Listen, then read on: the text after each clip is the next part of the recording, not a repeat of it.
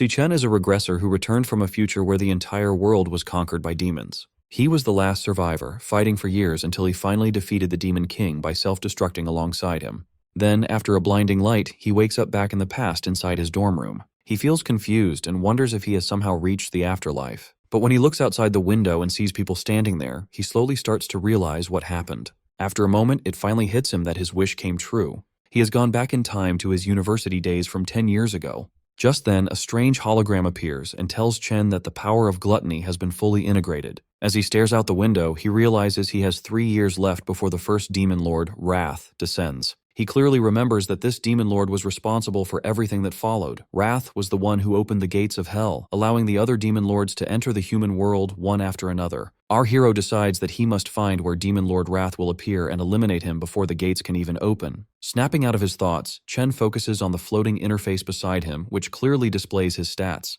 He wonders if this is some kind of game menu or system, since he never had anything like this in his past life. Back then, he only relied on his awakened power, something only 1 in 10,000 people possessed. The National Awakener University was built to recruit these potential awakeners. Unfortunately, when Chen was here the first time, he completely failed to awaken and grew used to being bullied, which explains why he just woke up in the infirmary. Suddenly, the system opens another panel showing a lightning-type assassin card, which he instantly recognizes as the class he had in his previous life. He gets startled and wonders if he awakened earlier this time. He quickly decides to test it out, but before he can switch classes, his roommate and friend Ma Long shows up. Long is an E-rank flower chanter. The poor guy has bandages on his cheek and came to check if Chen is okay. Luckily, Long cannot see the floating panels, making Chen realize that only he can see them. His friend examines him closely, noticing that all of Chen's injuries have already disappeared.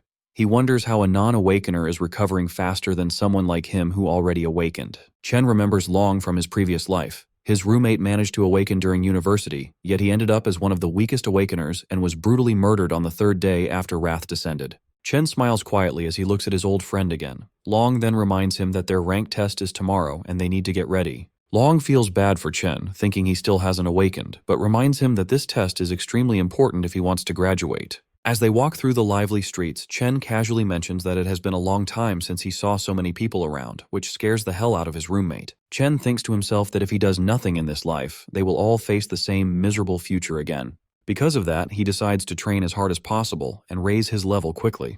However, there is a problem. At this point in time, the only way for an awakener to gain experience and level up is by defeating monsters inside demon lairs.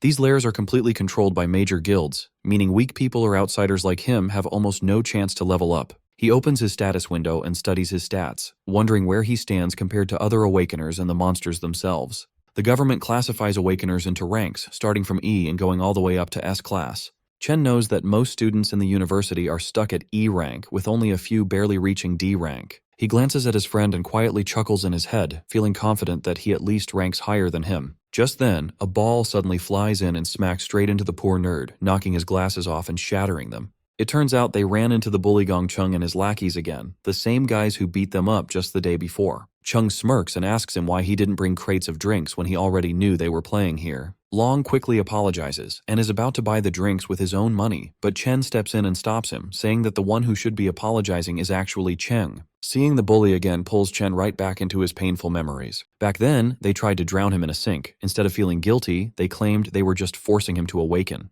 That day, they only stopped when Chen finally passed out. Long rushed to check on him, but the moment Chung heard Chen speak, he came right back to hurt him even more. Snapping out of his memories, Chen makes up his mind to teach these bullies a proper lesson. Hearing Chen speak up, Chung and his lackeys step forward, clearly ready to shut him up for good. Chen looks straight at Cheng, knowing the guy only picks on the weak because his older brother is the student council president. As the bully steps closer, a crowd of students gathers around. They already feel sorry for Chen, expecting him to get beaten up again.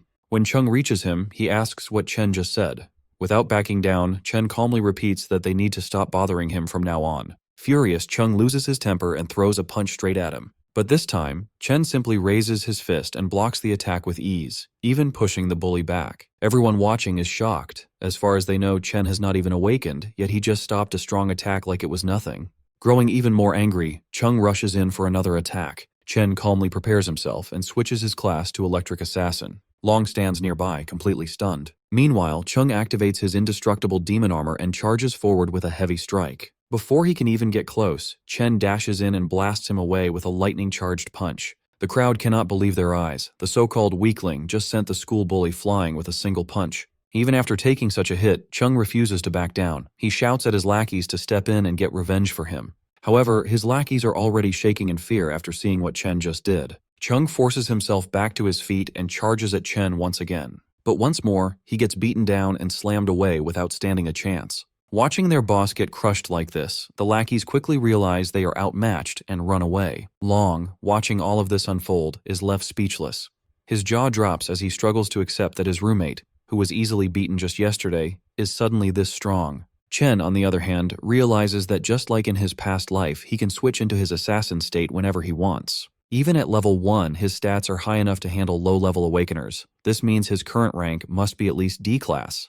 However, there is still one thing he needs to confirm. Even after defeating someone, the system has not given him a level up. Curious about this, Chen steps forward to finish the bully off completely, causing everyone around to watch in panic. Right at the final moment, the vice president of the student council, Ling Yu, steps in and tells Chen to stop. She reminds him that even though Chung was at fault, this level of beating is already more than enough. She assures him that the bully will not dare to trouble him again. Because of this, Chen finally decides to let him go. As he backs off, Chen wonders why the student council is so eager to step in and save someone like Chung. Even though Chen was just putting on an act and didn't actually plan to kill him, he knows that bullies like Chung need to be punished properly. Otherwise, they will just keep targeting anyone weaker than them again and again. Chen then walks away with his roommate. Watching from a distance, the bullies' lackeys hide and whisper among themselves that they should never provoke Chen again. That night, Long tries to tell their other roommates how Chen awakened as a ridiculously strong lightning assassin, but none of them take his words seriously. Long keeps explaining how their once weak friend managed to beat Chung so badly, but Xiang Zuo, an E-ranked nucleus mage, treats it like a joke. Zuo asks why Chen is still running around training like this if he has really become such a big deal. He argues that a real awakener would not need to rely on basic physical training anymore. Hearing this, the gamer roommate Xiang Yu comments that it sounds like Long must have taken a serious hit to the head. Zuo continues, saying that the 4 of them are placed in this dorm because they are the weakest students at the bottom, and nothing they do will change that. He even claims that he is the strongest among the 4 of them, while Long and Yu are just support chanters. He flexes a little, telling himself there is no way Chen could have actually become a lightning assassin. Feeling more confident than ever, he hopes that he might even rank up during the final test before their graduation tomorrow. At an E-ranked demon lair, the student council president Gong Ting finishes his training session and walks out with Ling Yu. He notices his younger brother still standing there and asks what he is doing. Chung complains that as long as the guy who beat him is still around, he cannot even sleep peacefully. He keeps pushing his brother, begging him to get revenge for him. Ting calmly assures him that he will handle the mess he created. Sitting at the dining table, the vice president asks Ting how he plans to deal with this situation. Ting just asks her if the boy is really as strong as his brother claims. Ling Yu reminds Ting that there are fewer than 10 D-ranked students in the entire school, and Ting has already recruited all of them into his club. She adds that other students do not even have access to demon lairs like he does, meaning no average guy should be able to stand against him. Back outside, Chen keeps running like crazy while getting completely drenched in the rain. He sets a goal to run 20 full kilometers while carrying a bag loaded with 100 kilos, which is almost twice his own weight. He understands how important basic training is for raising an awakener's strength limit, since a stronger body is needed to handle high-level powers. As he runs, he remembers how his sister, his only family, was killed when the Demon King Wrath descended upon the human world. The Demon Lord slaughtered countless humans in an instant, and his sister died right in front of his eyes. He makes defeating this Demon King his main goal, since that moment was the start of all the destruction. Chen knows that the Demon Lord is already growing stronger, even with 3 years left before his arrival. Because of this, Chen needs to grow even faster if he wants any chance of winning. Right at that moment, his sister Siyun calls him. Hearing her voice again after so long leaves him completely silent for a moment. She explains that she could not call earlier because she was busy with a competition. She adds that their rent problem might be fixed if she manages to win a prize. While she keeps talking, Chen quietly listens and smiles. He feels a strong promise in his heart to protect her and give her the life she deserves this time around.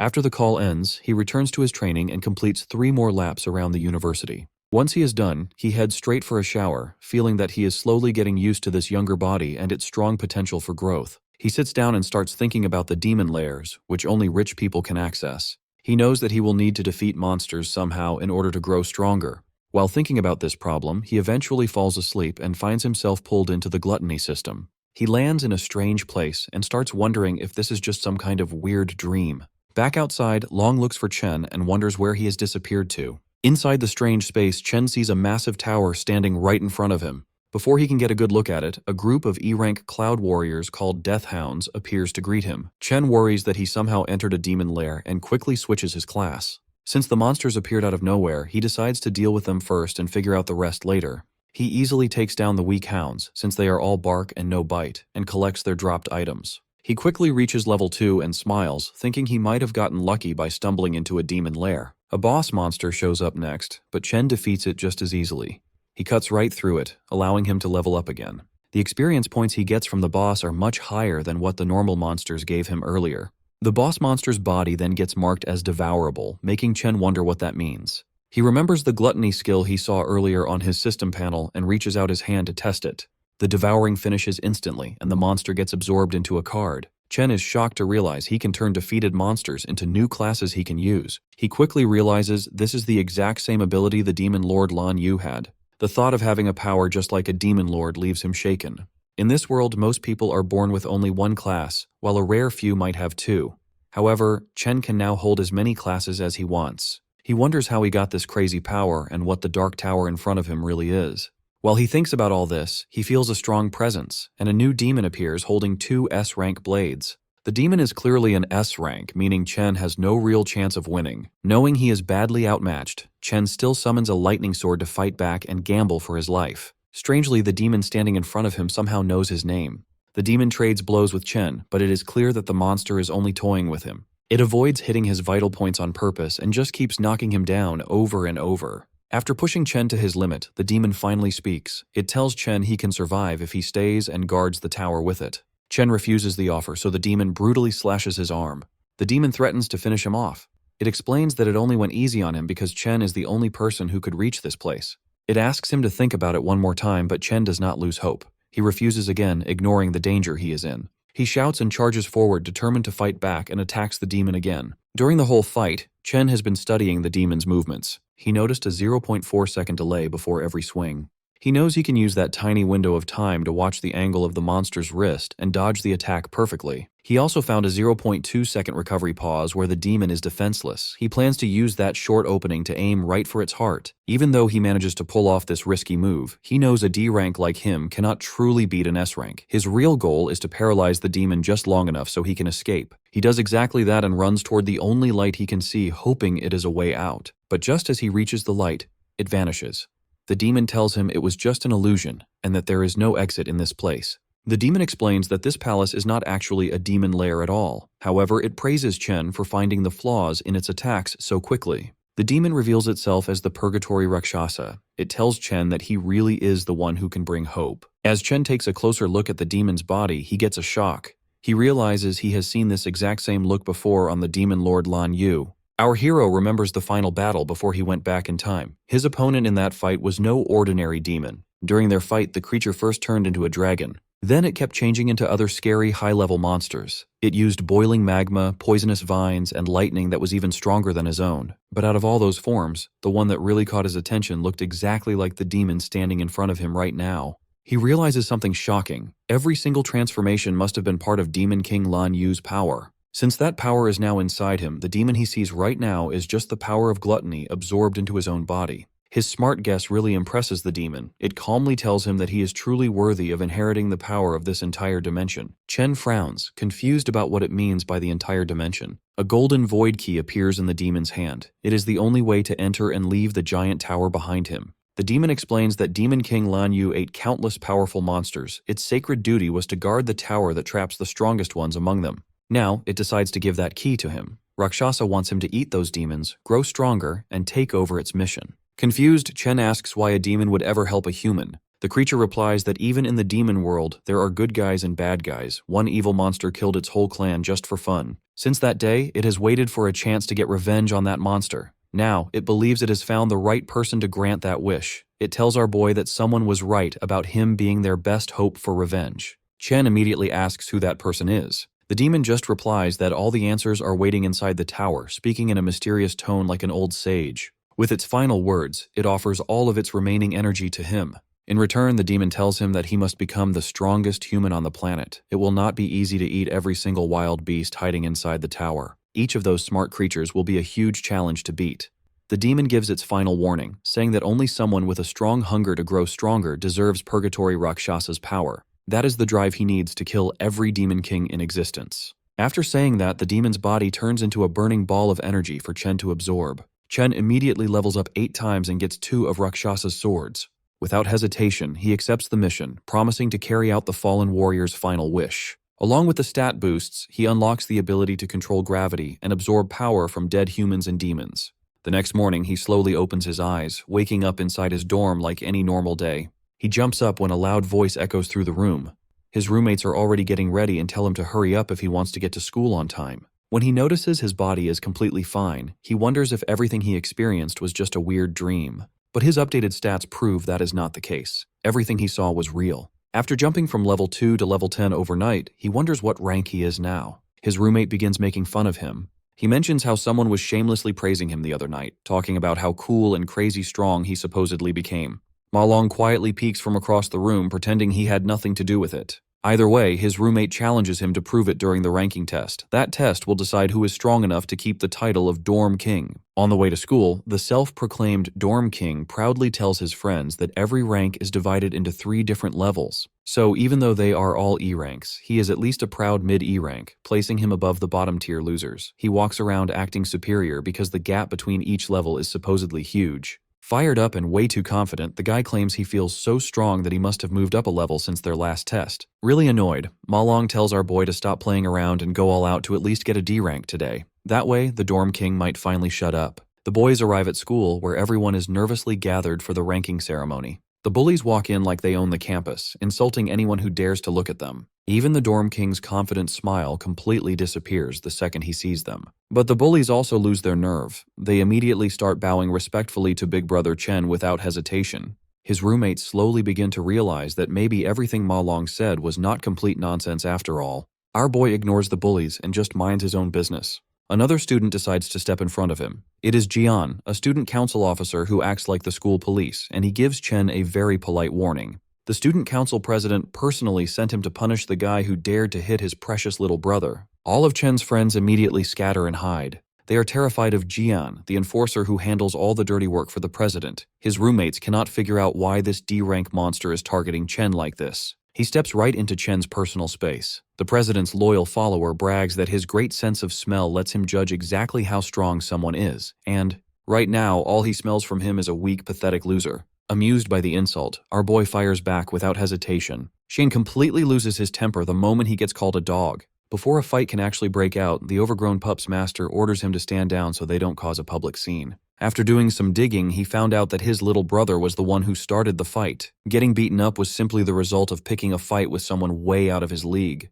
With that said, the president shoots him a glare sharper than daggers. But our hero isn't intimidated in the slightest. Just then, a professor announces that the rank assessment ceremony is officially starting. He asks all the students to step forward when their names are called. Hearing that, the president tells his lapdog they are leaving. He assumes this was a one-time incident and that Chen won't cause any more problems after being warned. Watching from high above, a man curiously asks the vice president why she is watching the ranking ceremony today. He wonders if a certain rookie has caught her eye. The lady smiles faintly, saying that this year will be quite interesting. Soon, Xiangzhou's name is announced. The Dorm King feels slightly nervous as he steps through the door. The atmosphere completely changes on the other side. The assessment is done one by one inside a special demon lair. In there, a demon heart connected to wires measures an awakener's rank and potential by absorbing their energy. When the awakener releases their full power, the signal transfers back to Earth, revealing their assessment results. The Dorm King's rank turns out to be exactly the same as last time. However, the professor looks confused when his potential score takes longer than expected to show up.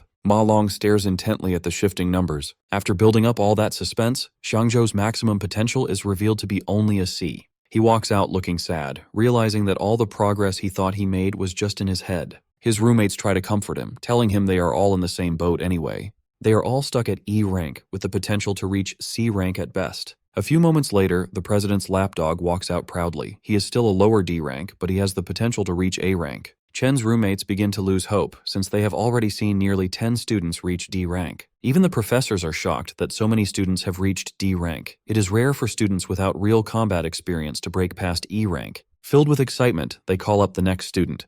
It's the president, who carries everyone's expectations on his shoulders. All eyes turn to Gongting, the student who is already a guild master, as he walks onto the stage. Our boy stays calm and patiently waits for his results. Everyone in the academy knows that Gongting was only a lower D rank 2 years ago. Since the school's historical record for the highest grade is middle D rank, people wonder if the president will finally raise the bar. Inside the demon lair, the demon heart's eyes slowly open to his presence. The president isn't able to unleash everything he has. Still, he has a burning desire to go out with a bang at graduation, carving his name into the history books as number 1. When the professors see his potential grade glowing gold, they blink in disbelief. Their suspicions are confirmed as Gongting's high D rank completely blows them away. Not only that, but excitement erupts through the crowd at the sight of the first potential S rank in history. The president's lackeys praise their boss non-stop. Even Chen's roommates burn with jealousy as they watch a legend being born right before their eyes.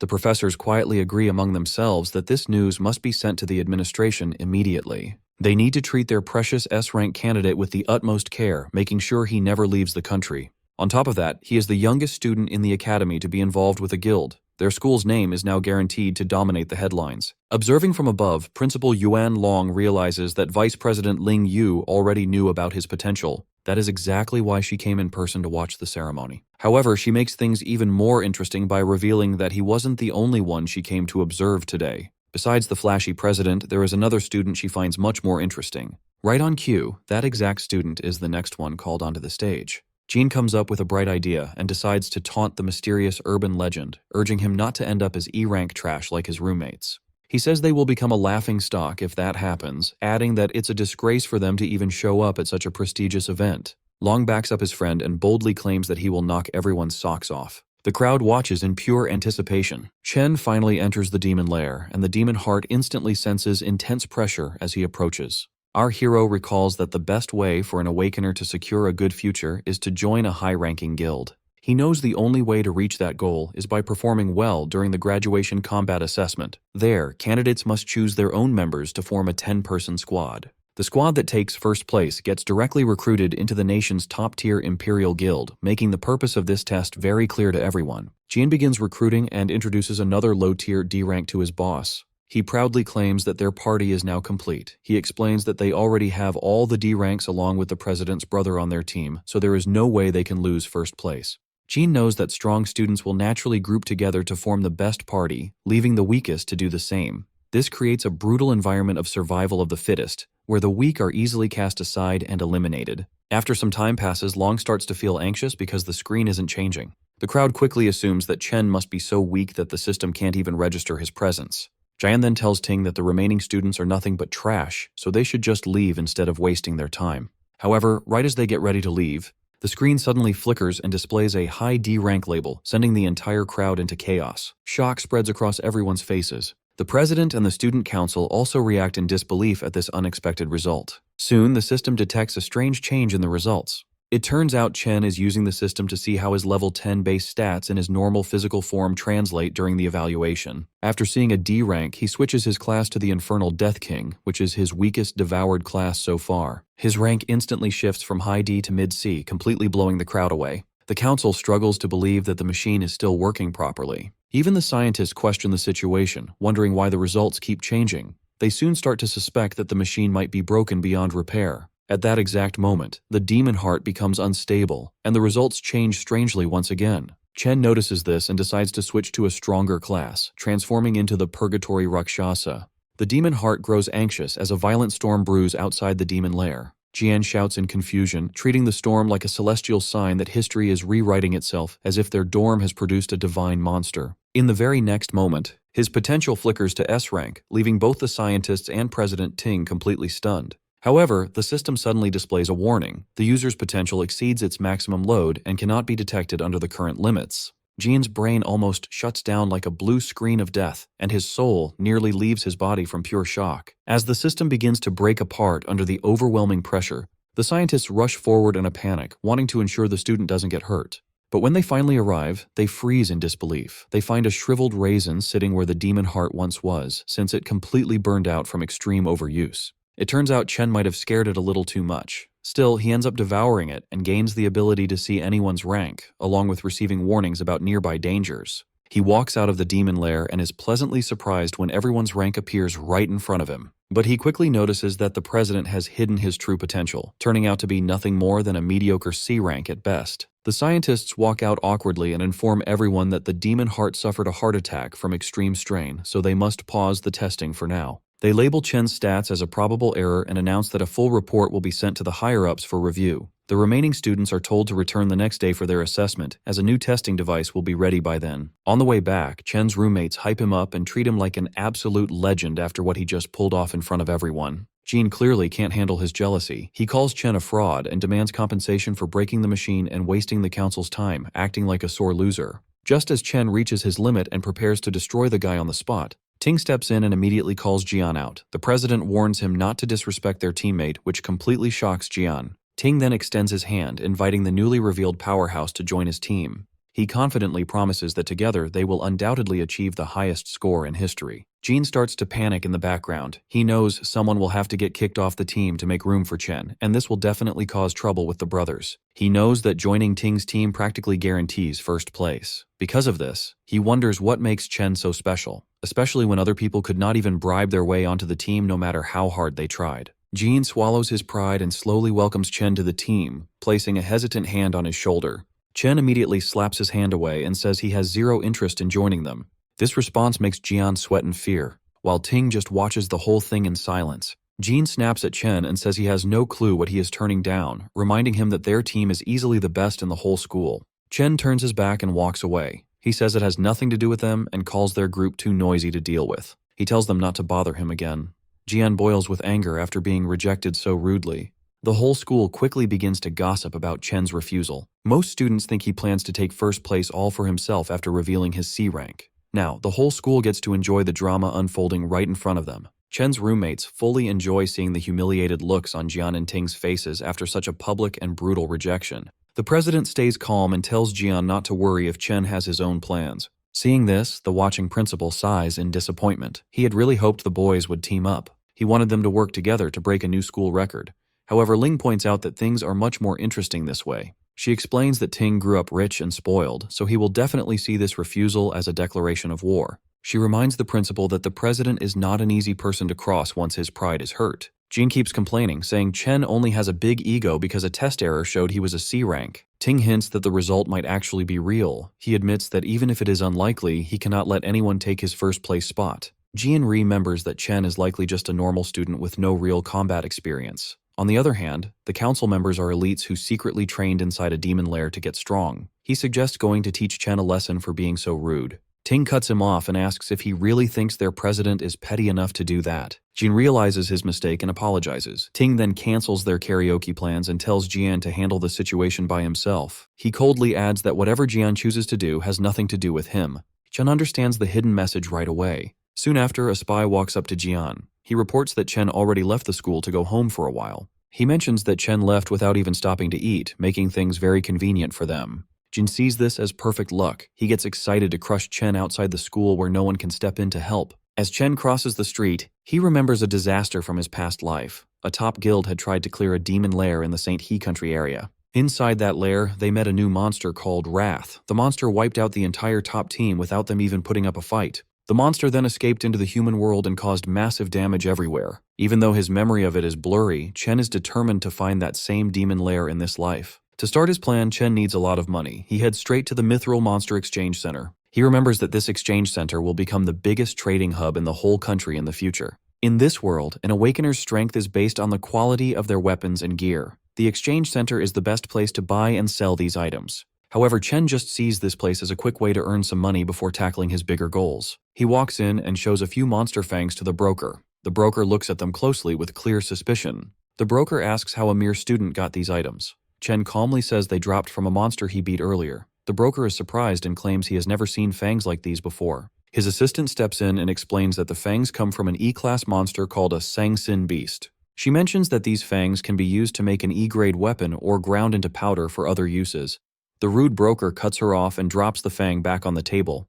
He claims that an E-grade item is pretty much worthless anyway. He brags that their shop is for VIPs only. They only deal with high-status Awakeners and D-grade items or better. He uses this as an excuse for not knowing what the E-grade item was. In his mind, he complains about not getting any rich customers lately. He sees no point in helping a low-tier student since it will not help him get a promotion. He calls Chen a bother and dumps the work on his assistant, Lee, before walking away. Lee politely hands Chen an envelope of cash. She then asks if he needs help with anything else. Chen checks the envelope to find 18 grand. He decides this is enough to pay his rent for now, without any stress. He then takes out the glowing greatsword he got from the Purgatory Rakshasa. This immediately grabs Lee's full attention. Even though she has never seen anything like it, she guesses it must be at least a B grade or maybe even an A grade item. The broker walks back over and laughs at her guess. He says A grade items cost around 1 million. Having worked there for years, he claims he has never even seen an A grade item in person. Just then, the shop owner walks in. He calmly says that the weapon is neither A grade nor B grade. The broker praises his boss's smart judgment. He smugly agrees that a mere student could never own something so valuable. However, the owner explains that the weapon comes from the Purgatory lands. He reveals that it is actually an S-grade item. Both the broker and the assistant freeze in total shock after hearing this. The owner immediately shakes Chen's hand and warmly welcomes him as an honored VIP guest. He invites Chen into the VIP room and tells him to ask for whatever he needs. Chen feels very satisfied. The owner, Qingji, finally showed up just as he planned. Once they settle into the VIP room, the guild boss asks Chen how much he wants to sell the weapon for. Chen immediately answers with 1 million, which surprises the green-haired boss. The boss tells him it could easily sell for tens of millions, since it is extremely valuable. However, Chen explains that he just wants to use the greatsword as collateral for a $1 million loan for a month. This leaves the man even more surprised. He realizes Chen is very smart and wonders who exactly he is.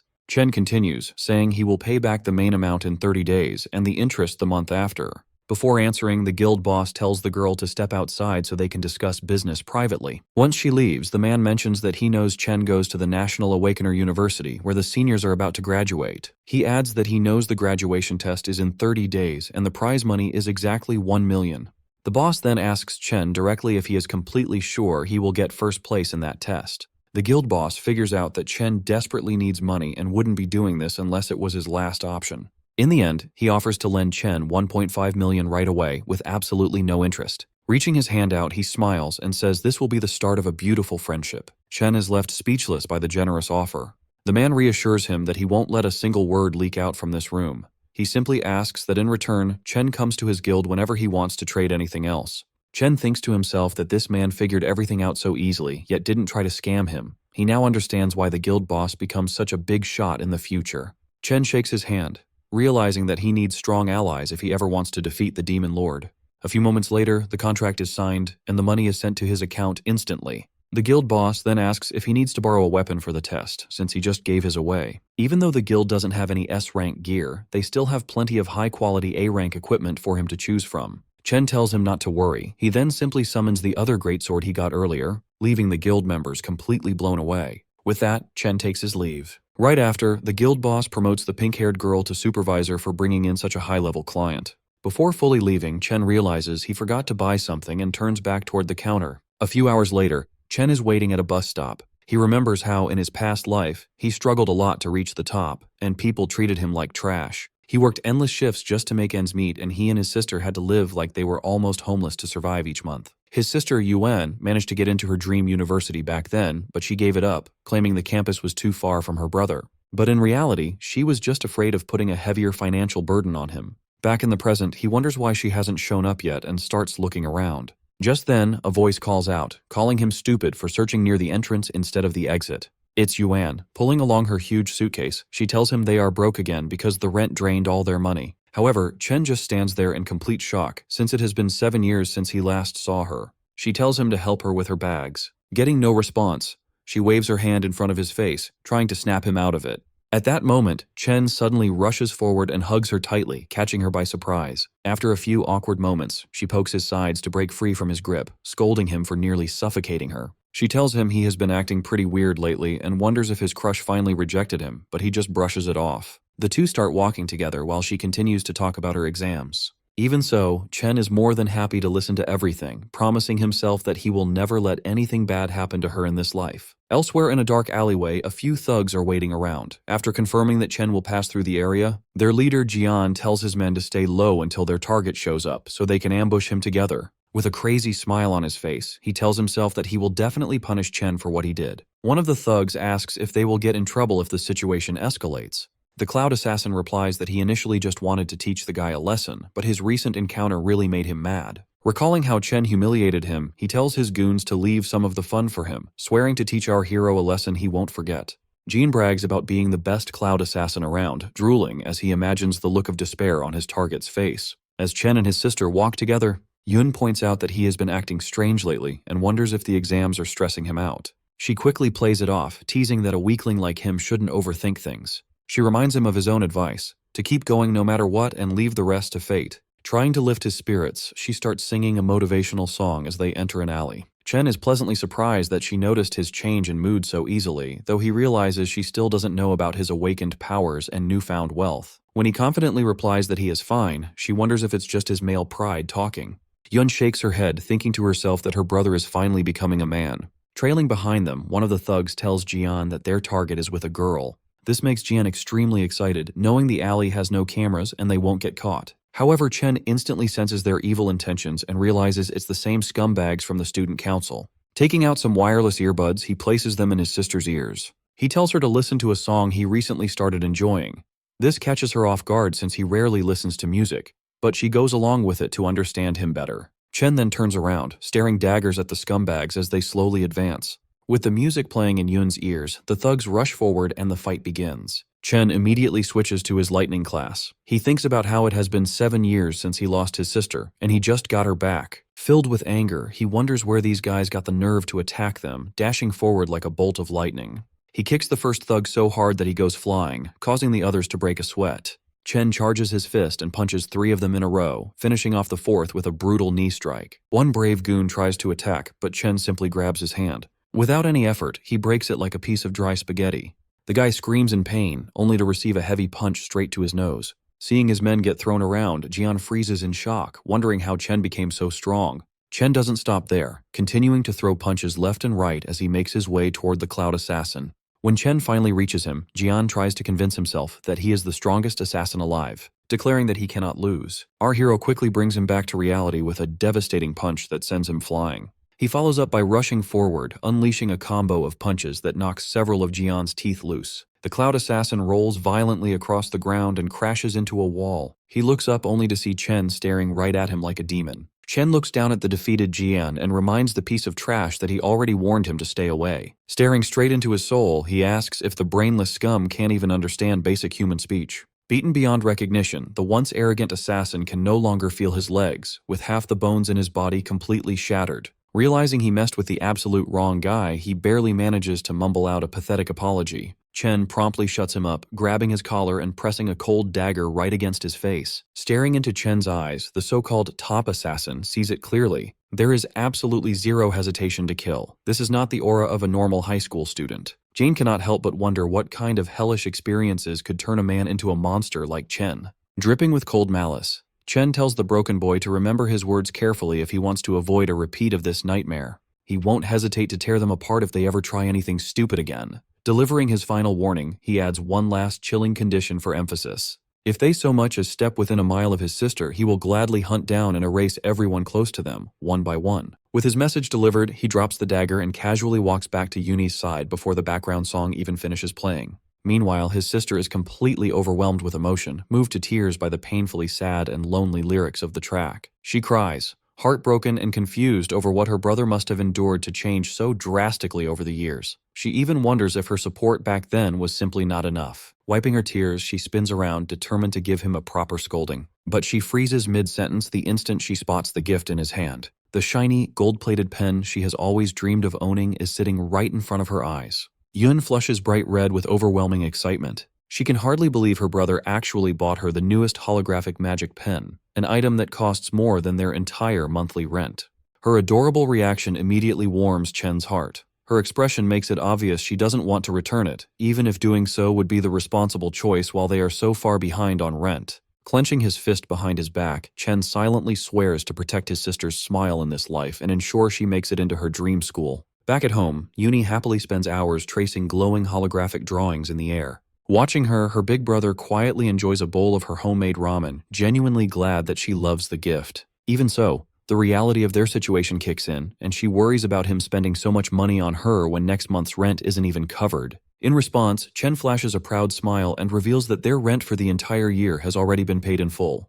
He casually brags that his little business venture with a friend has been highly profitable lately, but Yoon is sharp and immediately shoots him a suspicious glare. She is clearly not buying this incredibly convenient business story. That being said, she chooses not to push the subject further. Honestly, she can't even remember the last time her big brother laughed so openly and freely. Gently patting him on the shoulder, she makes one simple request. Whatever secret hustle he's working on, he just needs to make sure he doesn't burn himself out. Meanwhile, at a quiet aquarium, Student Council President Ting shares some shocking news with his cousin. The city's best doctors have declared that their top assassin is critically injured beyond recovery. Over half the bones in his body are shattered beyond repair. The fact that he fought Chen was already unexpected, but the horrifying state of his body post-battle is absolutely staggering. His cousin reacts with chilling indifference. Her only disappointment is that the number of elite graduate students joining his team has now dropped. But the president is just as ruthless, brushing it off by stating he'll actually perform better without some burdensome NPC weighing him down. Just then, their uncle, who also serves as the academy's director of employment, speaks up. Director Gong Xuan calmly delivers his official report regarding our hero's recent moves. His detailed investigation into the chaos at the ranking ceremony has finally concluded, and the results are undeniable. Chen genuinely ranks higher than the student council president himself. This massive revelation catches the former top student completely off guard. The director then offers a stern word of advice, revealing that Ting's father personally requested a vice chairman of the alliance to evaluate his upcoming combat exam performance. Because of this, Ting must ensure he shines brighter than anyone else. But just in case he fails to secure the spotlight, the director proposes a backup plan. The green-haired girl, his uncle's favorite niece, will join his team to guarantee they secure first place overall. However, the arrogant council president flatly rejects the offer without a second thought. He haughtily claims that he didn't even use a fraction of his true strength during the initial assessment. Supremely confident in his overwhelming superiority, President Ting assures them he will dominate the entire academy on his own. Back at the academy dorms, our boy Chen washes off after finishing a grueling daily 100-mile run with a heavily weighted backpack. He is completely locked in on one single goal, winning the $1 million prize in the upcoming graduation exam. This prize is his only real shot at fulfilling his deal with the Mithril Guild's Qingji and establishing a lucrative, mutually beneficial trade relationship. With only a few weeks left until the big exam, he lies down in bed, not to rest, but to continue his relentless grind even in his sleep. Transporting his consciousness into his demonic lair, he finds Demon King Lun Yu's enormous void tower looming before him. Without a hint of hesitation, he marches up the long, imposing staircase leading to its entrance. Previously, his first assessment using the Gravehound King class reached a respectable mid-C rank. On the other hand, the sheer, overwhelming strength of his Abyssal Fiend class completely overloaded the Academy's rating system. Even the Demon Heart itself was utterly incapable of properly classifying its true potential. Because of this, the only way to accurately evaluate his remaining classes becomes painfully obvious. He must unlock the Void Tower and test their raw, destructive power directly on the battlefield. Stepping inside, Chen is curious about what kind of brutal, nightmarish challenge the tower will throw his way. But the moment he sees what waits for him inside, his eyes widen in pure shock. He gets transported to a strange dimension, standing on top of a massive white planet floating in space. The moment he takes his first step, he drops to one knee, barely able to keep his body upright. In the Fallen Star Wastes, the gravity is 10 times stronger than on Earth, and Chen feels the crushing pressure deep in his bones. Behind him, the tower entrance vanishes. He knows this means he has to defeat the boss to reopen the exit, so he needs to adapt quickly before any monsters can ambush him. However, a phantom lion prowling nearby isn't going to give him that chance. Left with no other choice, Chen instantly switches to his lightning class. The lion lunges at him, but he narrowly dodges and stabs it right in the shoulder. The beast roars in anger, but the strike doesn't do much damage since it missed its vital spots. He quickly realizes that his attacks are just as slow and sloppy as his current ability to move. The phantom lion easily pins him to the ground and goes in to take a bite out of him. This shows just how well these monsters have adapted to the extreme gravity. He lets the lion bite his arm for a moment before quickly switching to his Abyssal Fiend class. The change instantly gives him a different kind of stat boost. Trading away some speed, he gains a massive amount of strength and stamina, which is exactly what he needs for close combat. His class change slams the aggressive beast down, immediately flipping the fight in his favor. Rakshasa's gravity manipulation proves to be extremely useful. On a planet with 10 times normal gravity, a 3-time multiplier hits with brutal force. The lion roars furiously, but Chen shows no mercy, crushing it right into the ground. Afterward, he sprawls out on the floor to catch his breath. Gluttony surprises him with a well-deserved level-up notification. He then learns that every class has a star rating. The number of stars shows how much his stats boost when he switches to that class. Right now, Purgatory Rakshasa has the most stars out of all his options. But even with that advantage, he still had to fight for his life against a B-rank Phantom Lion. It is clear he still has a long way to go before reaching his full SSS rank potential. To make matters worse, he's annoyed to see that Gluttony won't even give him the option to absorb the creature. This monster clearly wasn't the floor boss either, since the exit didn't appear after he killed it. Suddenly, a massive door opens behind him. Dozens of glowing eyes peer out from the dark. Reality hits him hard. All the effort it took to beat just one Phantom Lion is nothing compared to what is coming next. Countless B-rank monsters pour out of the door, clawing and attacking him from every direction. Only now does he finally understand what Rakshasa warned him about. The demon told him that the tower was filled with ruthless beasts and that his path would be full of endless pain and suffering. But he was also told to endure it all so he could adapt and grow stronger. Chen suddenly jolts awake from his sleep, feeling like he just survived the worst nightmare of his life. Everyone else in the room is still fast asleep, completely unaware that he just felt the agony of being torn apart by monsters. He finally realizes that the Purgatory's Void Tower isn't a shortcut to instantly leveling up. He is only at the very start of a long and painful journey. A few weeks pass, and it's finally time for the Academy's graduation exam. Many VIPs are there to watch the promising new batch of students. New rules are announced for forming teams, requiring at least one high E-rank student in every party. When it is time to form teams, it's announced that all students can now see each other's ranks. This helps everyone quickly decide who to recruit for their group. The students are listed in order of their rank, from highest to lowest. But Ma Long quickly notices something weird. Chen is also confused when he sees his name sitting all the way at the very bottom of the list. All eyes turn to him, as everyone wonders how a high-grade awakener could possibly be in the lowest spot. The jealous students immediately start talking trash, convinced that his original high rank was just a mistake in the test. Still, even they can't deny that his strength is real, and having him on their team would easily boost their scores. Council President Ting stays quiet while people whisper about the fool who must be regretting his choice to reject the president's offer. It turns out the man behind this trick is his own uncle, Gong Xuan. He figured no one would invite Chen to their party after seeing him ranked at the bottom. His plan was simple. If Chen can't even qualify, he won't get a chance to beat the president's team. A few hours earlier, the entire classroom practically begs President Ting to let them join his team. They try their best to flatter him, but Chung shuts them down, saying they can only add one more person. Now, all the other students have formed their own teams, leaving only the weakest dorm behind. Long says they tried asking everyone, but no one wants to join them. Since they only have 4 people right now, they cannot take part in the graduation test. He complains that it is very suspicious that Chen's score was dropped to the lowest rank, making him unfit to even take part. Since the rules require at least one high-level E rank, it feels like their group was targeted on purpose. The graduation test is the only way students can show their talent and get scouted by top guilds. In the final test, the number of participants decides how many monsters the group will face, so having more people is not an advantage. That is why no one wants anything to do with the weak students, as they would only be an extra burden. To make things worse, the 3 lowest-ranked students are all from the same dorm, leaving them completely isolated. A student calls out to Zuo and tells him they are only missing one person. The guy tries to manipulate him, saying he surely does not want to fail the graduation test by teaming up with his weak dorm mates. Chen realizes that if this keeps going, there is a high chance they will all be left out and will not even get to compete. However, the dorm king rejects the offer and says he will never abandon his roommates. The other group leaves in anger, but he still warns them not to underestimate others. Checking the student list, Long announces that almost everyone has already formed their teams. They only need one more person, but no one is willing to join them. Chen stares at the director and realizes the man shares the same last name as the student council president. He notices these dirty tricks. Chen wonders if Gong Xuan really thinks he is that big of a threat. Not losing hope, he declares that he will definitely take part in the tournament and activates his lightning power. Since the others are showing their hate so openly, he tells himself he does not need to hold back either.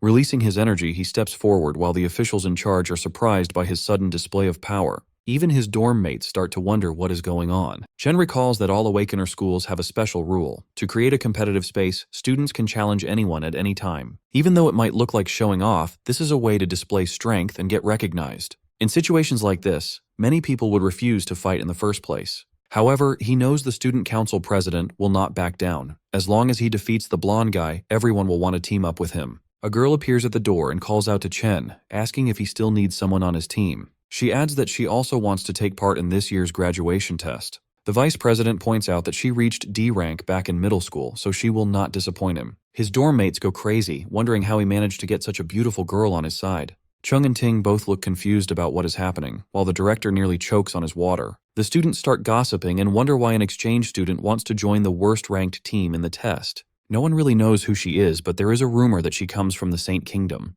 The director gets very angry and tells her that exchange students cannot take part in the school's graduation test. He goes on to say that Ling never took any rank tests here, nor did she prove her rank, which goes against all the rules. The principal suddenly appears and says that the director is right. Gongshuan is shocked when he sees the old man. The principal then asks why Ling wants to join the test, since she will only stay at the school for a short time. Chen is caught off guard and wonders how the principal suddenly teleported, since he is a warrior class. The old man explains that it would not be fair to others if she joins the test, and she simply plays along.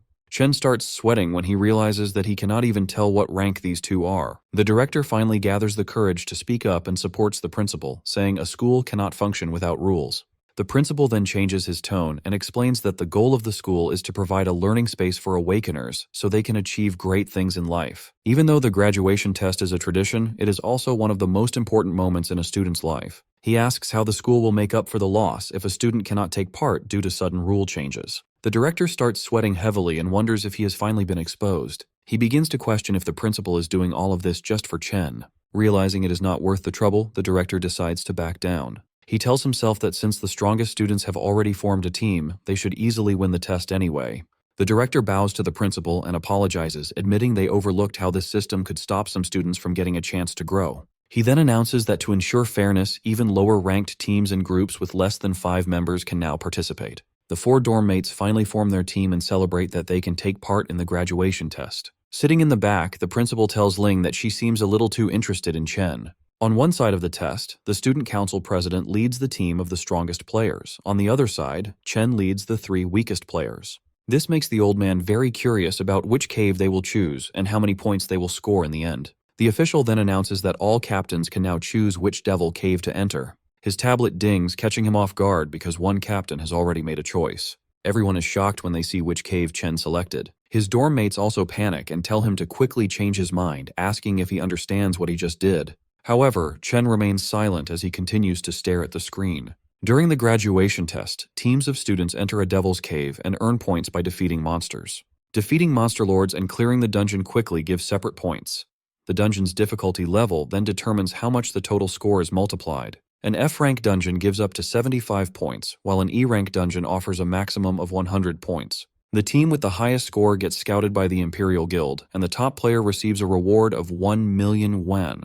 Inside the selection room, the students discuss that the highest score in history was 90 points, achieved by the current leader of the Imperial Guild. Even clearing an E-rank dungeon requires a team to have at least 3 solid D-rank fighters. This year, Ting's team might actually surpass that record. The display suddenly dings, informing everyone that someone has already selected a devil's cave. A student is shocked to see that Chen has chosen a D-rank dungeon. No one has ever cleared a D-rank dungeon before, and everyone wonders if he made a mistake. Long asks Chen if he hit his head, while the dorm king completely loses his mind at the screen. The nerd tries to talk some sense into Chen, but he reveals that he thought long and hard about this choice. The system dings again when the student council president also selects the D-rank cave. Ting's teammates immediately accept their leader's choice, officially qualifying them for the test. The classroom goes wild at the announcement, though Ting's group tries to act nonchalant. A blonde goth girl roasts Chen for trying to act tough, assuming he just wants attention. A bald student adds that Chen's weak teammates will never agree to this, and the team will fall apart. Long studies Chen's face and realizes he is completely serious. He wonders when his friend became so bold and how much he has changed. Making up his mind, the nerd presses the confirm button, deciding to trust his friend. Yo also hits the green button, feeling like he has nothing to lose. The dorm king gets annoyed that the others made their choice before him, so he presses the button too. With that, the system officially qualifies their team for the test. Looking at his dorm mates, Chen apologizes and explains he chose this dungeon to become the top scorer. He knows he is dragging them into his own dream, but he reassures them they will reach the top together. Hearing his words, the president stands up and declares that the top spot belongs to him alone. Chen turns around and faces him directly. Ting releases an intimidating aura, stating that there can only be one strongest student in the school. Standing in the back, Ling is surprised as this is the first time she has seen such strong emotions from Ting. The rivalry between the two is now out in the open. The principal feels proud that the students are so fearless, but Ling is uneasy about Chen choosing a D-rank cave, which even a C-rank fighter cannot clear alone. Even though a student can earn 150 points from a D-rank cave, the difficulty is just too high. On top of that, his teammates are not well suited for it either.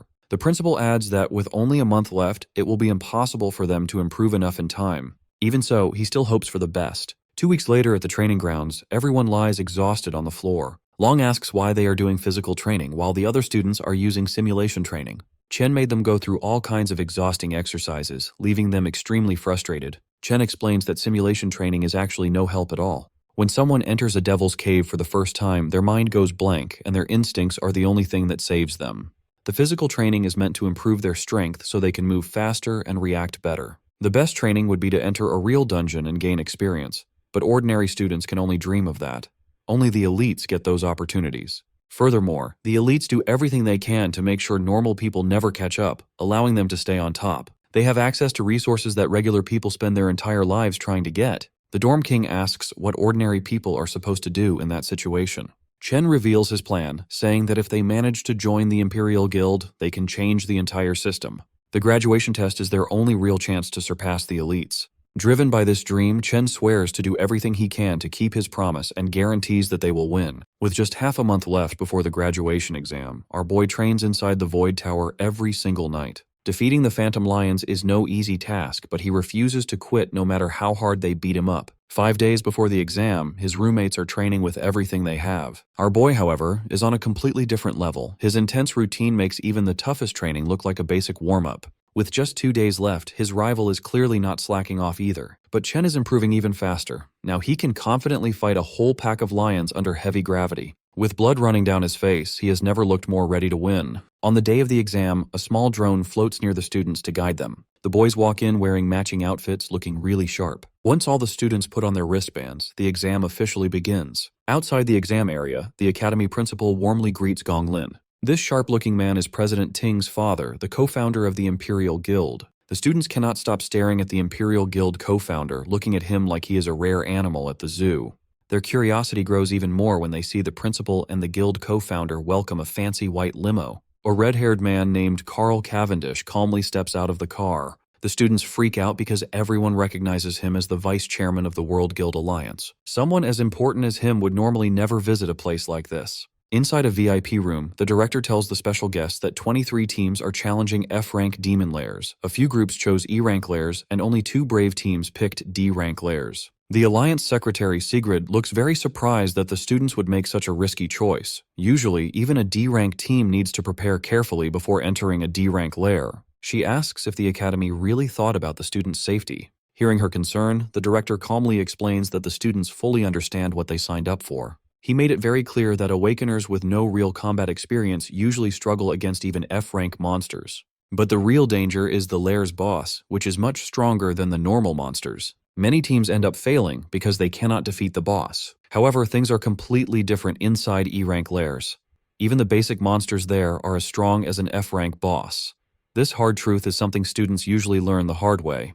The Alliance Secretary then asks if there is any protection for the students if things get too dangerous. The director promises her that the Academy cares deeply about its top students. To keep everyone safe, a warrior from the Imperial Guild stands outside every lair, ready to jump in if anything goes wrong. On top of that, the wristbands each student wears can instantly teleport them to safety if they choose to give up or if their life is in real danger. Hearing this, the lady still doubts that the Academy has students skilled enough to beat a D-rank lair. She quietly wonders how long those teams can actually survive inside.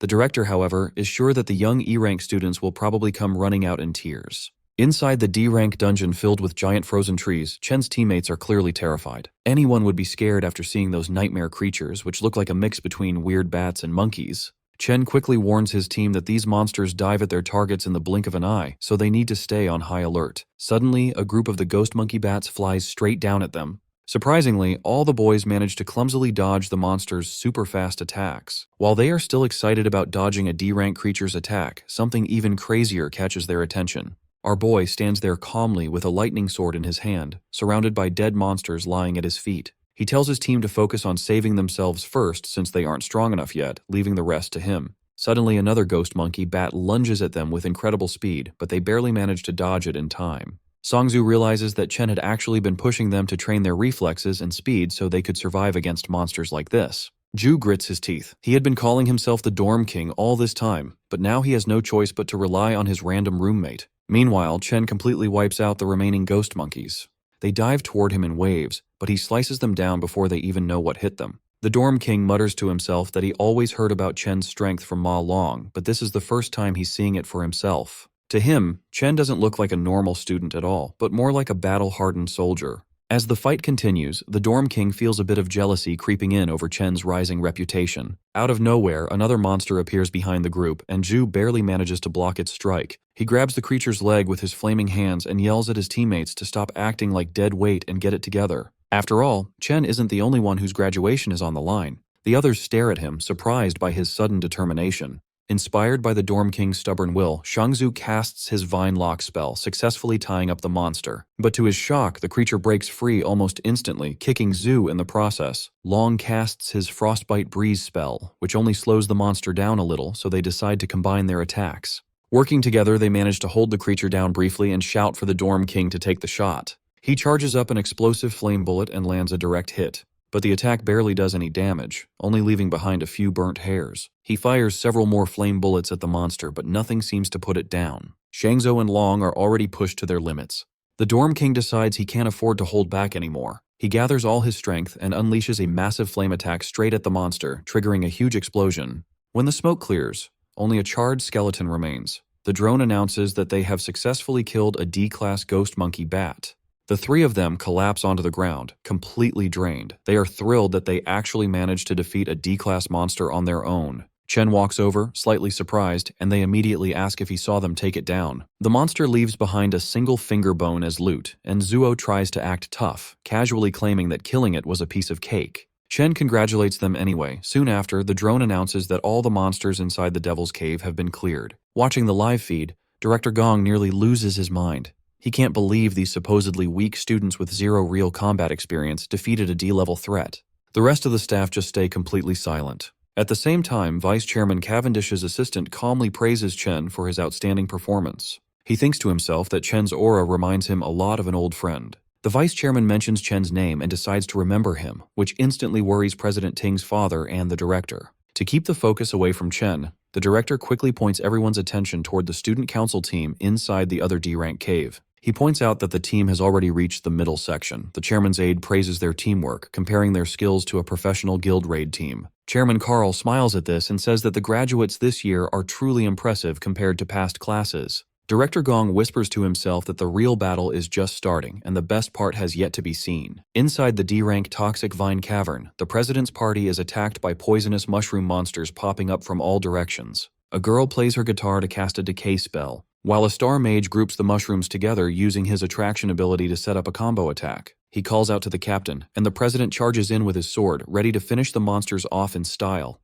With a single fast strike, the president unleashes his blazing sky sword skill, blowing the mushroom monsters apart perfectly. His teammates notice that the monsters in this school test are exactly the same as the ones they fought during training. Because they know what to expect, the team handles the fight easily without feeling any pressure. They already guessed that the school officials set up the test ahead of time for them. Having the right support makes life much easier for them. Thinking this, they start celebrating early. They are totally confident that they will win first place this year without a real challenge. Down on the final level of the Cloud Forest, the boys are shocked they actually survived long enough to reach the boss monster. In the middle of a frozen wasteland, they spot a giant ghost ape calmly eating its meal. The Dorm King starts sweating right away, just thinking about how strong the monster is. One hit from that beast would probably kill him instantly. Right then, the creature slowly locks its eyes on the weakest person in the group. Ma Long screams in fear, and that single loud noise is enough to make the beast attack. The giant ape jumps right at them in a scary leap. The boys run away as fast as they can to save their lives. Chen just charges forward without any hesitation. He jumps straight into the beast's giant face with a hard kick, then lands a series of fast punches that bounce its heavy body in the air. He ends the fight by completely ripping the monster apart into pieces. Seeing this brutal fight leaves his friends completely shocked. Even after winning, Chen feels annoyed because these D-rank monsters are not giving him enough experience points. The item drops are disappointing too. He then hears his teammates shout in excitement that they found giant mana stones. It turns out the giant ape was hiding the shiny stones inside a hollow tree trunk. His friends are amazed by the surprise treasure and quickly reach out to grab the crystals. Chen shouts a warning for them to stop, but he is a second too late, and a bright flash of light explodes from the trunk. In just a few seconds, the whole area is covered in solid ice. Shangzu, the Dorm King, and the camera drones are completely frozen by the cold blast. Up in the VIP room, the live video feed suddenly cuts out. The shady director smiles, looking like he was waiting for this to happen. He knew high-rank monsters would set traps, and he figured it was only a matter of time before Chen and his rookie team walked right into one. Vice Chairman Cavendish frowns, clearly worried about the students. The director pretends to feel bad about Chen failing and says they have no choice but to pull the team out right away. The principal disagrees. He points out that the students are not in any real danger yet, because their wristbands will automatically turn on if their health drops too low and none of them have asked to give up. He believes only the students should have the right to decide when to quit. Down in the dungeon, Ma Long shakes in the freezing cold. Out of everyone in the group, he is the only one who did not get frozen. This is because his character class has a naturally high defense against ice magic. Long hears a scary laugh and spots a skeleton ice monster staring right at him without any mercy. He recognizes it as the Lord of the Lair, remembering it from the Monster Compendium. He recalls that it is a cloud mage capable of easily controlling both offensive and defensive abilities by manipulating ice and snow. He also remembers that this creature, known as the Bone King of Remains, enjoys killing its prey through prolonged torture. Realizing the ice bomb was just a trap, he turns and runs without hesitation. Long knows perfectly well that he can't handle a C-class Lord monster on his own. He rushes toward Chen to free him, but an ice attack strikes his leg before he can reach his friend. The Bone King laughs at his misery, while Long's bracelet sends out a warning that his leg has been completely pierced. The device offers him the option to abandon the exam, but Long refuses to give up. He still tries to thaw Chen out before they lose their only advantage. Suddenly, another ice shard shoots through his arm, stopping him from freeing Chen despite his desperate efforts. The Bone King enjoys watching Long endure unbearable pain, and his bracelet issues another warning about severe damage. It detects that his arm has also been pierced and notes his dangerously high heart rate, offering him the option to quit the exam once again. Instead of giving up, Long thinks back on his past. Throughout his life, he always ran away from his problems the moment things got hard, a habit that left him behind every single time. He remembers how people ignored, bullied, and laughed at him. He and his friends have worked way too hard to reach this point to just quit now. Seeing this as his final chance to change his fate, he gathers the last of his strength, stands up, and finally manages to release Chen. He stands tall just as the Bone King unleashes a relentless barrage of icicles straight toward him. Right as the attack is about to land, Long lets out a loud roar, and Chen finally opens his eyes. The ice block shatters into pieces, and Chen rushes forward, carrying Long away from danger in one swift move. This sudden escape catches the Bone King off guard. Long quickly realizes that Chen managed to break free from the icy prison entirely on his own. Chen thanks Long for trying to help him earlier and immediately asks about his injuries with clear concern. Long replies that the bleeding has stopped for now, so he will survive. He informs Chen that the monster is a cloud type, C-rank lord known as the Bone King, warning him that it is extremely dangerous in combat.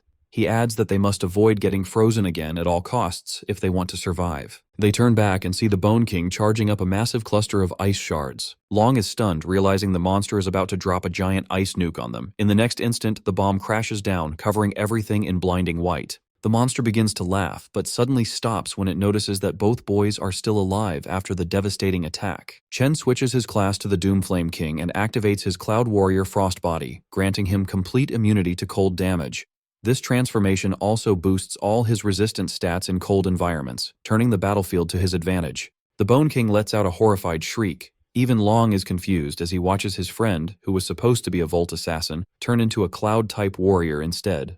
He wonders if Chen might be one of those rare prodigies who can awaken two different classes at once. Chen simply apologizes for misjudging the situation earlier, admitting that he dragged his friends into a dangerous fight because of his mistake. He then switches classes again, this time into an Abyssal Fiend. Pulling out his Purgatory Warrior sword, he faces the Bone King, fully intending to end the fight right there. His best friend's jaw drops wide open at the sight. Normally, Awakeners are born with just one class they can specialize in, but there is an incredibly rare chance for someone to possess two classes at the same time. These dual-class users are so rare you could count them on one hand. This makes them treasures that every major guild desperately wants to recruit. However, that alone isn't what shocks his friend. Looking closely, he realizes that Chen isn't using just one or two, but three completely different classes. On top of that, each of these classes is in a league of its own. In his Abyssal Fiend form, Chen's stats shoot up at an insane rate. His overwhelming physical strength launches him off the ground like a rocket. He charges forward with explosive momentum toward the boss. The monster's smug grin instantly vanishes when it feels Chen's deadly aura. In a single clean motion, he slices through the bony monster like a knife through butter. This instantly levels him up to 17 and earns him a rare loot drop. Staring at the shattered skeleton on the ground, his friend is still in absolute shock that Chen just one-shot a C-rank boss. Chen casually reminds him that the rest of their team is still frozen solid in ice. Ma Long suddenly panics, realizing he completely forgot about his other teammates during the entire boss fight. He sprints off to thaw them out before they freeze to death. Once he leaves, Chen notices he has the option to devour the defeated Frostlich King. With no one around to watch, he quickly absorbs the fallen boss and unlocks the Cloud Mage class. Because the boss's ice attack blinded all the cameras and drones in the area, no one outside will find out about his hidden ability either. Then out of nowhere, he gets another surprise notification. His Lightning Assassin class has leveled up as well, allowing him to add a star to boost one of his stats. Meanwhile, over at the D-Rank zone, Gloomvine Grotto, the council president's team is getting absolutely overwhelmed. No matter how fiercely they attack, the D-Rank boss proves far too tough for these amateur awakeners. The mage trying to hold the monster down with chains is already on the verge of collapsing. On top of that, the lightning archer's arrows feel more like a light massage than actual damage to the boss. The beast easily tosses them around like cheap action figures. The humiliation makes them question if all their combat training and simulations were completely pointless. They have never faced anything even close to this level of power. The mage quickly realizes that the president is their only real hope of winning. Standing far in the backline, the president strikes a dramatic pose. He charges up his ultimate skill while receiving power buffs from the support mages. Once he finally gathers enough energy, he launches himself at the boss with his flaming sword. The blade pierces straight through the monster's core. It then erupts into a storm of flames, melting the creature from the inside out. His teammates erupt in cheers, celebrating the rise of a legend whose name is sure to go down in the history books. The drone nearby announces that their team has cleared a grade D zone in just over 30 minutes. Completely fired up, his party is fully convinced they secured first place. They believe no other team could possibly beat that time. They eagerly exit the lair, expecting to see their names proudly shining at the top of the rankings. They soon walk through hallways filled with students who gave up and teleported out early. Most of them look completely traumatized, still haunted by the demons they faced for the first time. The president's lackey spots Chen and his squad sitting off to the side. One glance at the exhausted group makes it clear. They must have failed the moment they went inside. The lackey smugly walks over, mocking Chen for failing halfway through after acting so bold earlier. The loyal follower keeps talking, but his boss silences him because the Alliance vice chairman is approaching. The elegant man claps slowly and congratulates the students on their great performance. As he gets closer, the president keeps a calm face, while his followers nearly shake with excitement at standing in front of one of the world's most powerful men. President Ting confidently reaches out for a handshake. However, Mr. Cavendish completely ignores it, walking straight past him without even looking. Embarrassed in public, the president feels his pride shatter. To make matters worse, the vice chairman loudly calls his rival a true legend. He grips Chen's shoulder and announces to everyone that Chen cleared a D-rank dungeon in just 20 minutes. Not even professional teams from his own guild have ever broken a record like that. Both the council president and his lackeys are left completely speechless. They cannot figure out how 4 nobodies beat their 10-man squad's time and actually cleared a D-rank lair. Chen does not even blink. Getting praise from the most powerful man in the country means nothing to him. Still, he wonders why such an important figure personally came to this academy. Carl Cavendish calmly states that he will remember Chen's name very well. Then he turns to Gong Lin, the man who invited him here. The vice chairman casually mentions that his son is talented too, offering a weak compliment at best. That leaves a bitter taste in the mouths of both the father and son. With that said, the vice chairman announces that it is time for him to leave. The academy director quickly steps in to smooth things over. He announces the final results, saying that both top teams have tied in score. Because of this, they will all get an official invitation to join the Imperial Guild. That news sounds like music to Chen's roommates because they are basically set for life thanks to him carrying the team. President Ting's lackeys celebrate too, but Ting himself is far from happy with this result. The director then adds that the captains will get management roles in the guild for their leadership and the $1 million cash prize will be split evenly between them. Hearing that, both team leaders are visibly surprised. Chen quietly worries that $500,000 will not be enough to pay off his debt. He needs to find another way to earn the rest of the money and keep his promise to the Mithril Exchange Guild. But that worry might not matter because President Ting openly refuses to accept a tie. He boldly declares that a one-on-one duel will decide the true winner, as there can only be one champion. This sudden challenge is so shocking that it catches the attention of the director and even the vice chairman. Alarmed by his nephew's reckless move, the director urgently tries to talk him into accepting the tie. The older man explains that a tie is the best possible result, especially after his earlier embarrassment. The director assumes Chen will reject the pointless duel, but Chen immediately accepts the challenge on one condition: the winner takes the entire $1 million prize. This unexpected twist is interesting enough to make the vice chairman pause and cancel his departure. With that settled, Chen steps forward to face him directly, ready to settle the score once and for all. Sometime later, Qingzhi tells Si Chen he expected him to take first place, but getting a perfect score was beyond his expectations. Seeing Si Chen all over the news, Qingzhi feels his financial support was a wise choice. He offers to cancel Si Chen's 1.5 million debt, calling it an angel investment in his future. Unwilling to accept handouts, Si Chen firmly states that a debt is a debt and must be repaid in full. Si Chen announces he came to discuss two things, which immediately catches Qingzhi's interest. First, Si Chen requests a 1-week extension on his repayment deadline. Because the graduation test ended in a tie, his prize money fell short by 500,000. He reveals his plan to get the rest of the funds, a one-on-one tiebreaker against the other champion, Gong Ting. The duel will happen next week inside a wild devil's cave outside the school. Qingzhi is shocked by this reckless idea, questioning why 2 students would enter a wild dungeon. He warns Si Chen that it is too dangerous without professional training. Unfazed, Si Chen tells him not to worry and promises to win the remaining $500,000.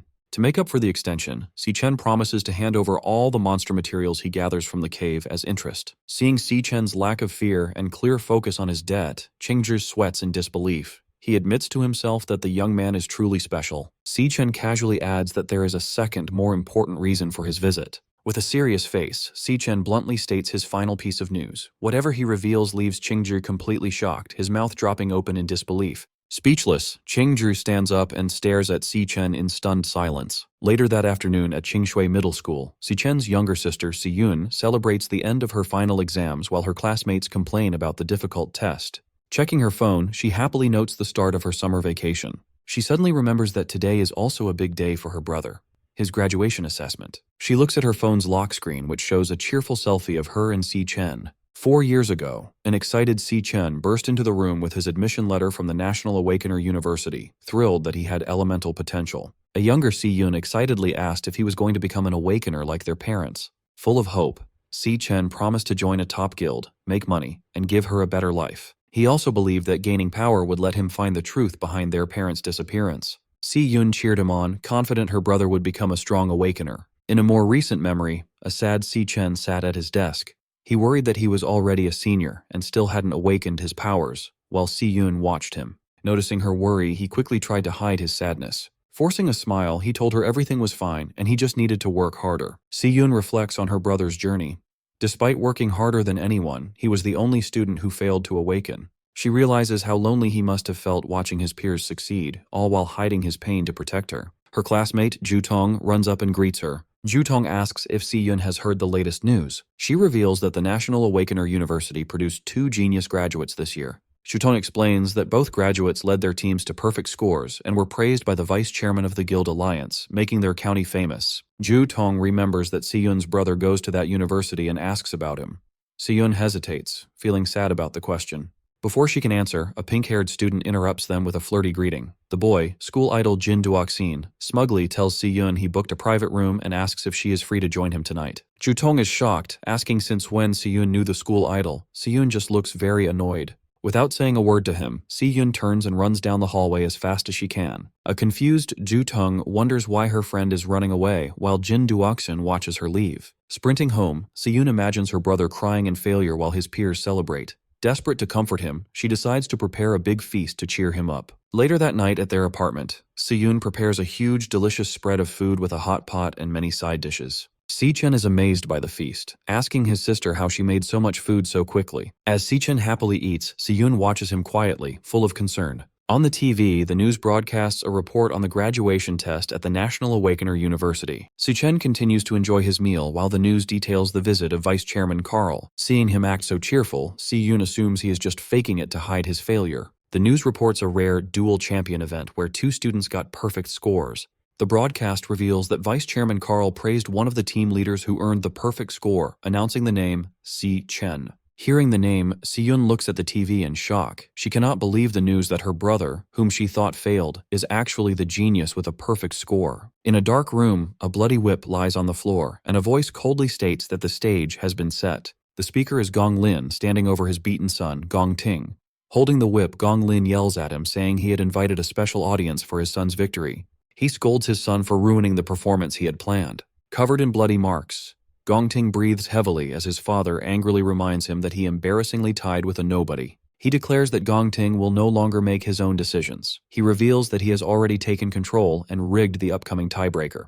Gong Ting hangs his head in defeat as his father coldly states he will handle the situation himself. He vows to get the victory by any means necessary, obsessed with ensuring first place belongs only to the Gong family. Meanwhile, hearing the news, Si-yun turns to her brother and asks if the Si-chen mentioned on TV is really him. Si-chen calmly eats his dinner and confirms that it is indeed him. Shocked by the confirmation, Si-yun drops her spoon, which shatters on the floor, as a flash of lightning outside mirrors her surprise. She stares at him in disbelief, realizing her own brother achieved such a great feat during the graduation assessment. She is amazed that he not only led his team to a perfect score, but was also personally praised by the vice chairman of the Guild Alliance. A stunned silence settles over the dinner table. Overcome with emotion, Si-yun lowers her head and wipes away tears, thinking of him as her silly brother. With tears of joy and pride, she smiles at Si-chen, realizing he finally made it to the top. On the night of the graduation combat assessment on June 17, 2157, Vice Chairman Carl Cavendish relaxes in a private dining room eating some premium beef. While enjoying his meal, he asks his companion for a progress report on her current assignment. Sitting across the table from him is Ling Yu.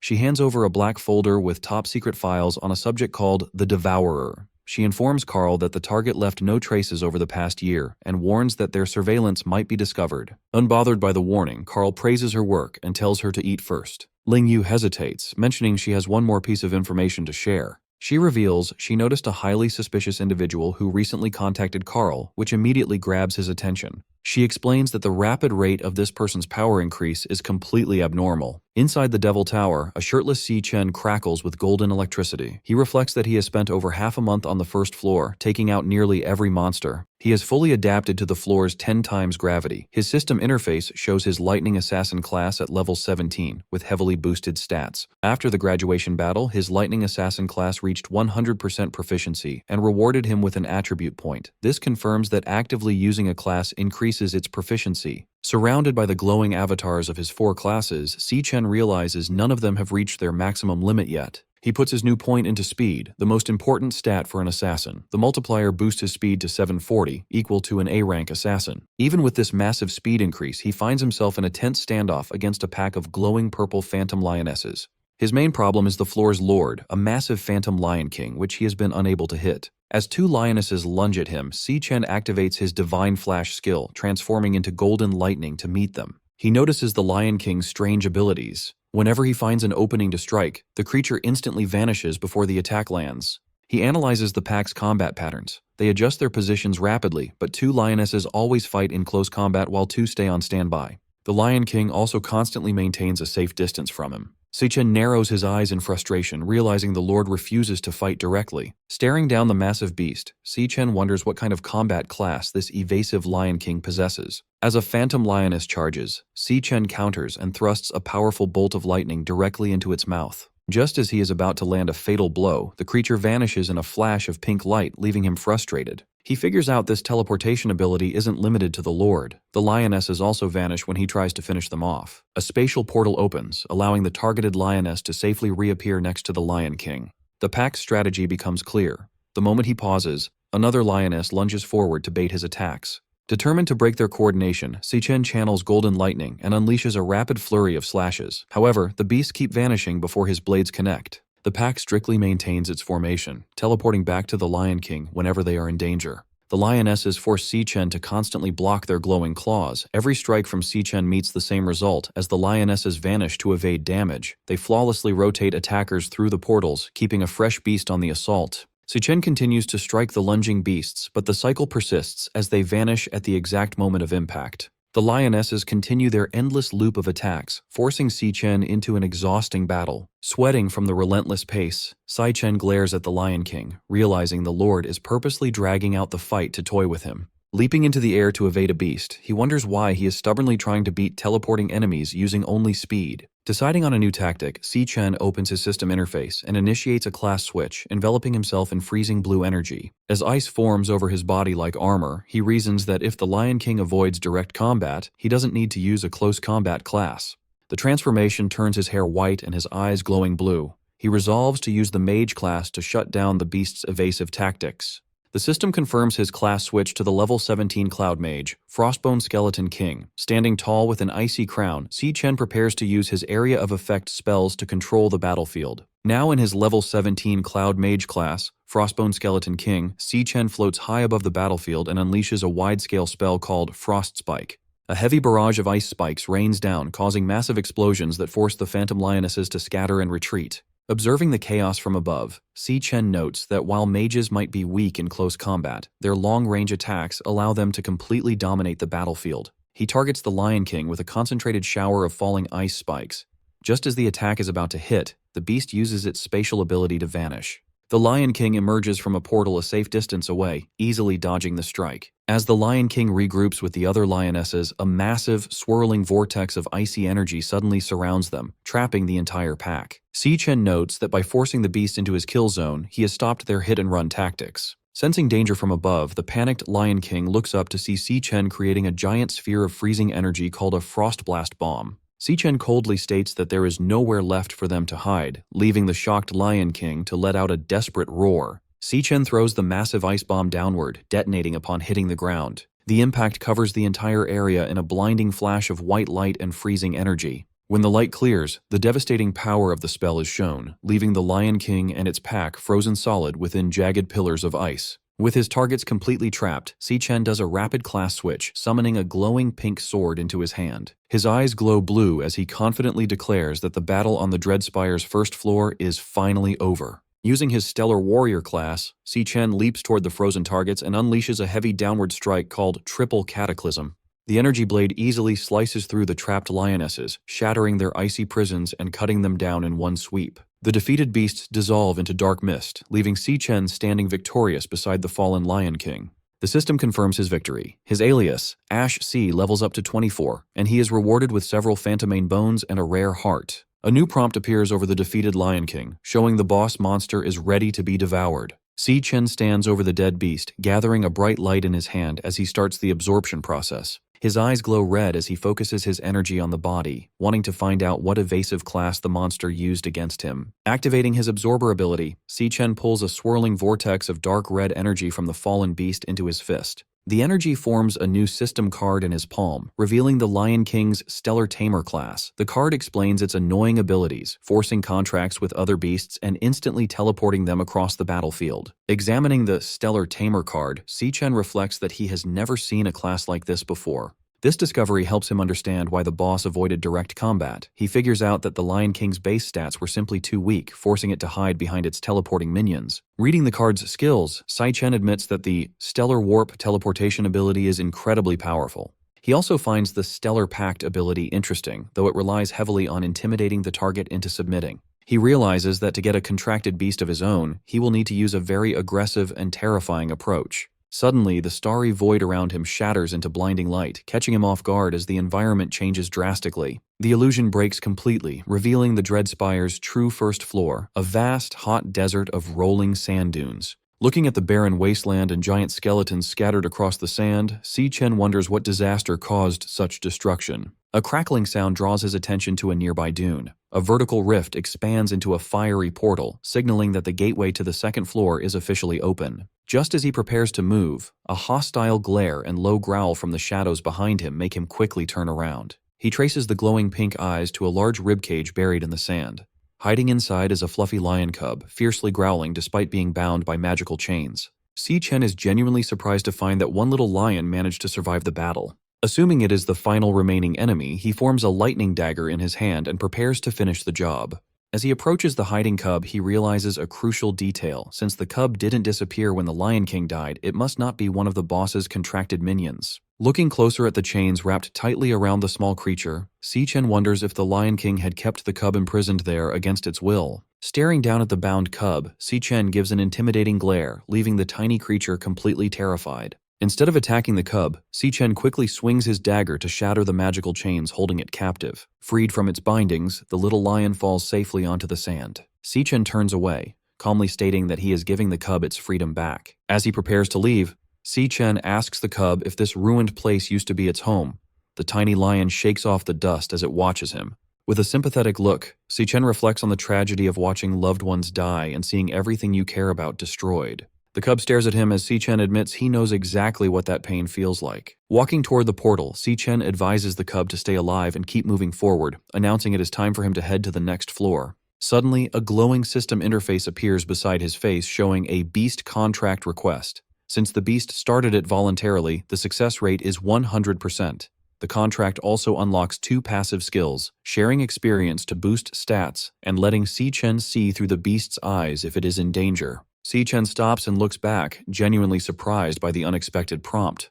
The white cub sits on the sand, looking up at him as the system identifies it as Lion King Leo and asks if Si-chen accepts the creature's request to become his contracted beast. Si-chen looked at the small lion cub, Lion King Leo, asking if it truly wanted to accompany him. The cub answered with a resolute roar. Standing before the fiery portal, Si-chen explained his plan to ascend the Dread Spire, warning that the monsters would only grow more dangerous. He cautioned the cub that it could die, asking for final confirmation. Leo responded with another fierce roar. Seeing the cub's resolve, Si-chen accepted its decision. Their eyes glowed with a bright pink pentagram. The system announced that the contract was accepted, officially establishing their pact. The system displayed the Stellar Tamer class and Stellar Pact ability, which allowed forced contracts based on deterrence, but the beast would die if the master perished. 2 passive skills were activated. One boosted the beast's stats and shared its experience, and the other granted the master the beast's vision if it was in danger. Finally, Stellar Warp unlocked, allowing him to teleport to or summon the beast. With their bond formalized, Si-chen smiled and declared it was time to move. The energetic cub bounded alongside him. Approaching the vortex of flame, Si-chen gave Leo one rule. During a fight, its only focus was to survive. Si-chen then stepped through the fiery threshold. They emerged onto a rocky cliff in a vast subterranean landscape filled with molten rock and pillars of liquid fire. Sweating heavily, Si-chen remarked on the scorching heat, feeling as though the intense temperature could melt him. As they explored, Leo peered over a molten chasm. Si-chen admitted he had no idea what to expect, but a disturbance near the lava suddenly startled the cub. A blinding light erupted. Si-chen's instincts flared, his eyes glowing red as he instantly sensed a massive threat. Before he could brace himself, a devastatingly fast attack blasted straight through his chest. Si-chen bolted upright in bed in the real world, gasping and clutching his chest. He realized he had been instantly killed before seeing his attacker, baffled by its nightmare-level power. Still trembling from the phantom shock of death, he wondered what kind of monster lived on the tower's 2nd floor. His dread was interrupted when his sister, Si-yun, called from outside his door that breakfast was ready. At the table, Si-chen stared at a lavish breakfast of ramen and fresh fruit.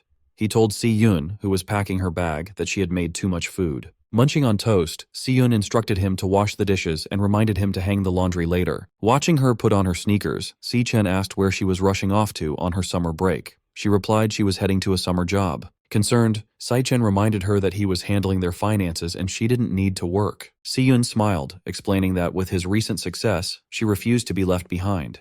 She added that doing nothing all summer sounded terrible, then cheerfully reminded him to do his chores and left. Following his sister's instructions, Si-chen washed the dishes and hung the wet laundry in the living room. Finishing his chores, he reflected that his sister had always been like this. Looking at a framed photo of them, he admired how tough and unshakable she remained. Ironically, even though she wasn't an adult, he often felt she was the one looking after him. His thoughts darkened toward his looming responsibilities.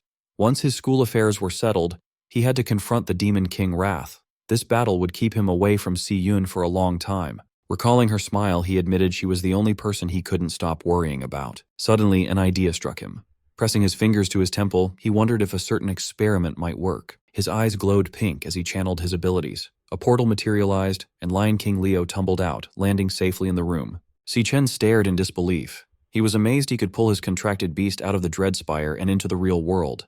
The energetic cub quickly made itself at home, darting around the living room and playfully shredding tissues. Looking at his system interface, Si-chen formed a plan. He could command Leo to protect his sister during his absence. Thanks to his passive skills, if she was in danger, he would share the beast's vision and teleport to her rescue.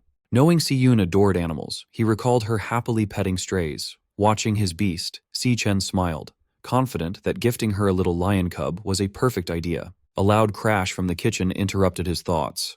Startled, he went to investigate. Hoping Si-yun would like her new pet, his confidence evaporated when he saw the kitchen. The cub had caused absolute chaos, shattering plates and gnawing on the faucet. Outside in the city at sunset, a surge of dark energy destroyed a security camera on a utility pole, leaving the area unmonitored. Beneath it, a bleeding man clutched an ice blade and retreated in terror. He pleaded with his unseen attacker as a massive demonic claw manifested before him. The demonic claw lunged forward, brutally impaling the man through the chest. His eyes widened in horror as glowing crimson tendrils hoisted him into the air. A terrifying system interface appeared, displaying a loading bar that coldly indicated the man was being devoured. Elsewhere, an exhausted Si-Yun walked home with bags from her summer job. She sighed in relief, her feet destroyed from the bubble tea summer rush. Her route took her into a dim underpass. Unbeknownst to her, she walked directly beneath the recently destroyed security camera. As her footsteps echoed, a sudden presence made her stop. She turned in surprise as someone from the shadows coldly announced that she was finally there. Waiting in the dark underpass, Jin Duoxin holds a large bouquet of red roses, showing he has been waiting a long time for her. He steps into her path to offer the flowers. He mentions she left school too fast to hear his invitation, adding that he booked the entire top floor of Purple Peak Tower for them tonight. Looking at the flowers, Si-Yun asks how he knows her address. Jin Duoxin proudly credits his father, the city hospital director, saying finding such minor details is easy for him. Unimpressed, Si-Yun coldly replies that they are from different worlds. She tells him not to look for her again and walks away. Annoyed, Jin Duoxin grabs her arm to stop her. He complains about the effort it took to book the venue and angrily asks if she really plans to stand him up and humiliate him in front of his guests. Si-Yun glares at him, saying she doesn't care about his reputation. She then calls him out, telling him it is creepy that he stalked her all the way home. Triggered by being called creepy, Jin Duoxin loses his cool. With a dark expression, he threatens her, warning that she doesn't know who she is talking to or what he could do. Before he can finish his threat, Si-Yun swiftly counters and delivers a hard headbutt to his face. The impact sends him crashing to the ground, crying out in pain as he holds his bleeding nose. Standing over him, an angry Si-Yun yells at him to get his head checked at his father's hospital. Fuming, she walks away, warning him to stay away while complaining that his pathetic stunt ruined her day. Later that evening at her apartment building, a warm light shines from her family's window, offering a stark contrast to the dark alleyway. Upon arriving home, Si-Yun is amazed when she is given the fluffy white lion cub, Leo. Her eyes sparkle with instant adoration. She eagerly snuggles the tiny beast, completely in love, and excitedly asks her brother, Si-Chen, where he found such an adorable creature. Si-Chen introduces the cub as Leo, explaining he is a special gift for her. Overjoyed, she marvels at the fact that she gets to keep a baby lion. As Leo purrs in her arms, Si-Yun notices a strange detail. She wonders why the tiny cub already has a big mane, since normally only adult male lions grow them. She quickly ignores the mystery, declaring she will get him registered in the morning.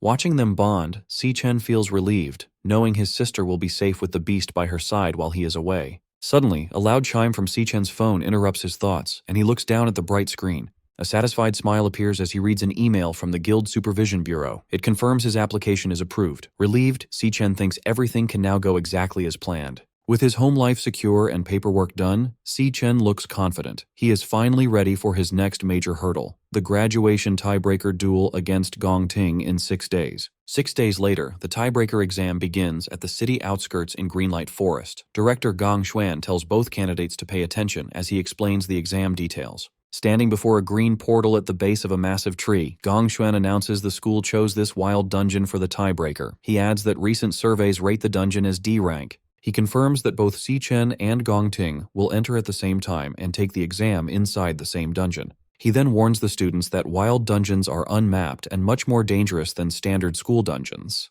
Because of this risk, 3 senior guild members from Easternia will join as examiners. They will enter the dungeon with the candidates to keep them safe and score their performance. The team includes Ivan from the Imperial Guild, Yasmin Kai from the Divine Eye Guild, and Sato Woda from the Silver Guild. Gong Xuan explains that the final scores will be decided by what these 3 examiners see. Meanwhile, a live video feed of the exam is shown in a dark VIP room at the academy. Watching the screen, Gong Lin smirks. He silently hopes the 3 examiners handle their secret deal properly, ensuring a clean job with no loose ends. In the same room, Principal Yuan Long asks Vice Chairman Carl Cavendish why he is still at the academy since his official schedule ended 2 days ago. Carl laughs, watching Si-Chen and Gong Ting on the screen. He replies that nothing is more interesting than this event, admitting he hasn't seen 2 real prodigies fight in years and refuses to miss it. Pointing toward the green portal, Director Gong Xuan loudly declares the official start of the graduation tiebreaker exam. With fierce determination, the match between Si-Chen and Gong Ting begins. Without hesitation, both candidates walk directly into the glowing portal. Si-Chen steps out on the other side, covered in the lingering green energy of the portal. He looks around his new surroundings, finding himself in a gloomy, dark landscape filled with dead trees. Standing near the entrance, the examiners take in the eerie environment. Yasmin notes it looks like a flower-type dungeon. Beside her, Yvonne offers a cigarette to Sato, who shushes him, reminding him they are working and the camera drone is recording. Suddenly, a loud buzzing sound echoes in Si Chen's mind. He looks in shock as a bright red flashing hologram projects from his chest, painting his face in a red glow. The system flashes a large alert, warning him that a highly dangerous creature is nearby.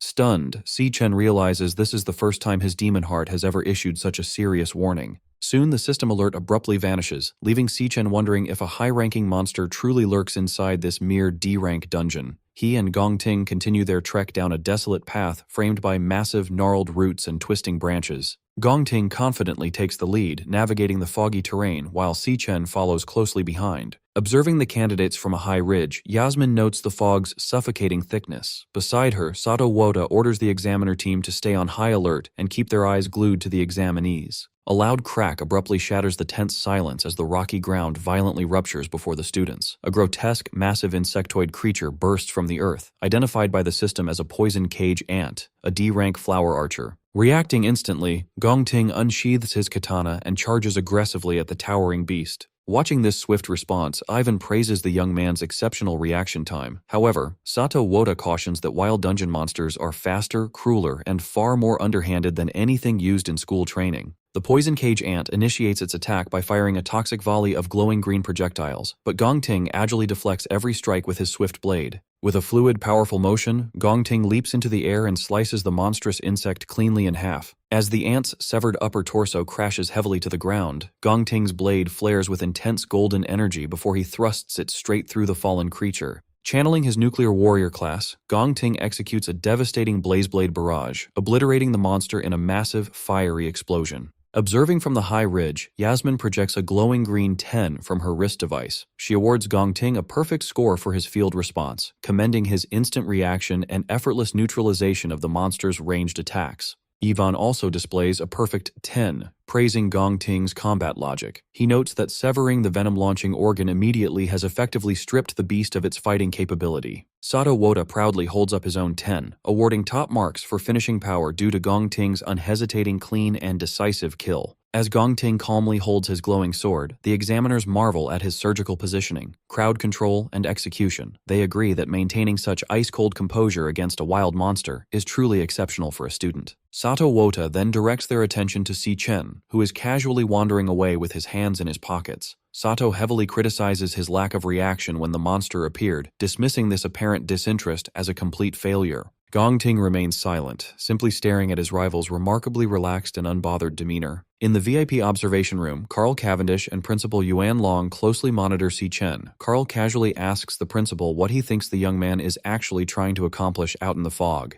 With a knowing smile, Principal Yuan Long deduces that Si Chen is actively hunting for something specific. Down in the dungeon, Si Chen pauses, tapping his foot against a tangled cluster of giant tree roots. He realizes this central spot offers a way to wipe out the entire threat in a single, sweeping move. Golden lightning crackles to life in his hand, forming a bright, jagged dagger. Declaring he has finally found his target, Si Chen ruthlessly plunges the lightning blade straight down into the roots. The strike sends a massive shockwave of golden lightning deep underground, violently rupturing the earth. A hidden nest of poison cage ants is blasted upward, completely engulfed and obliterated by the explosive electrical energy. Sweating profusely, the examiners realize Si Chen has deliberately targeted the monster nest. They question his sanity, terrified that provoking a horde of D-rank monsters will get everyone killed. Watching the chaotic explosion, Gong Ting's usual composure cracks, leaving him visibly shocked and wondering what Si Chen plans next. Gathering momentum, Si Chen channels intense electricity into his boots and forcefully launches himself upward.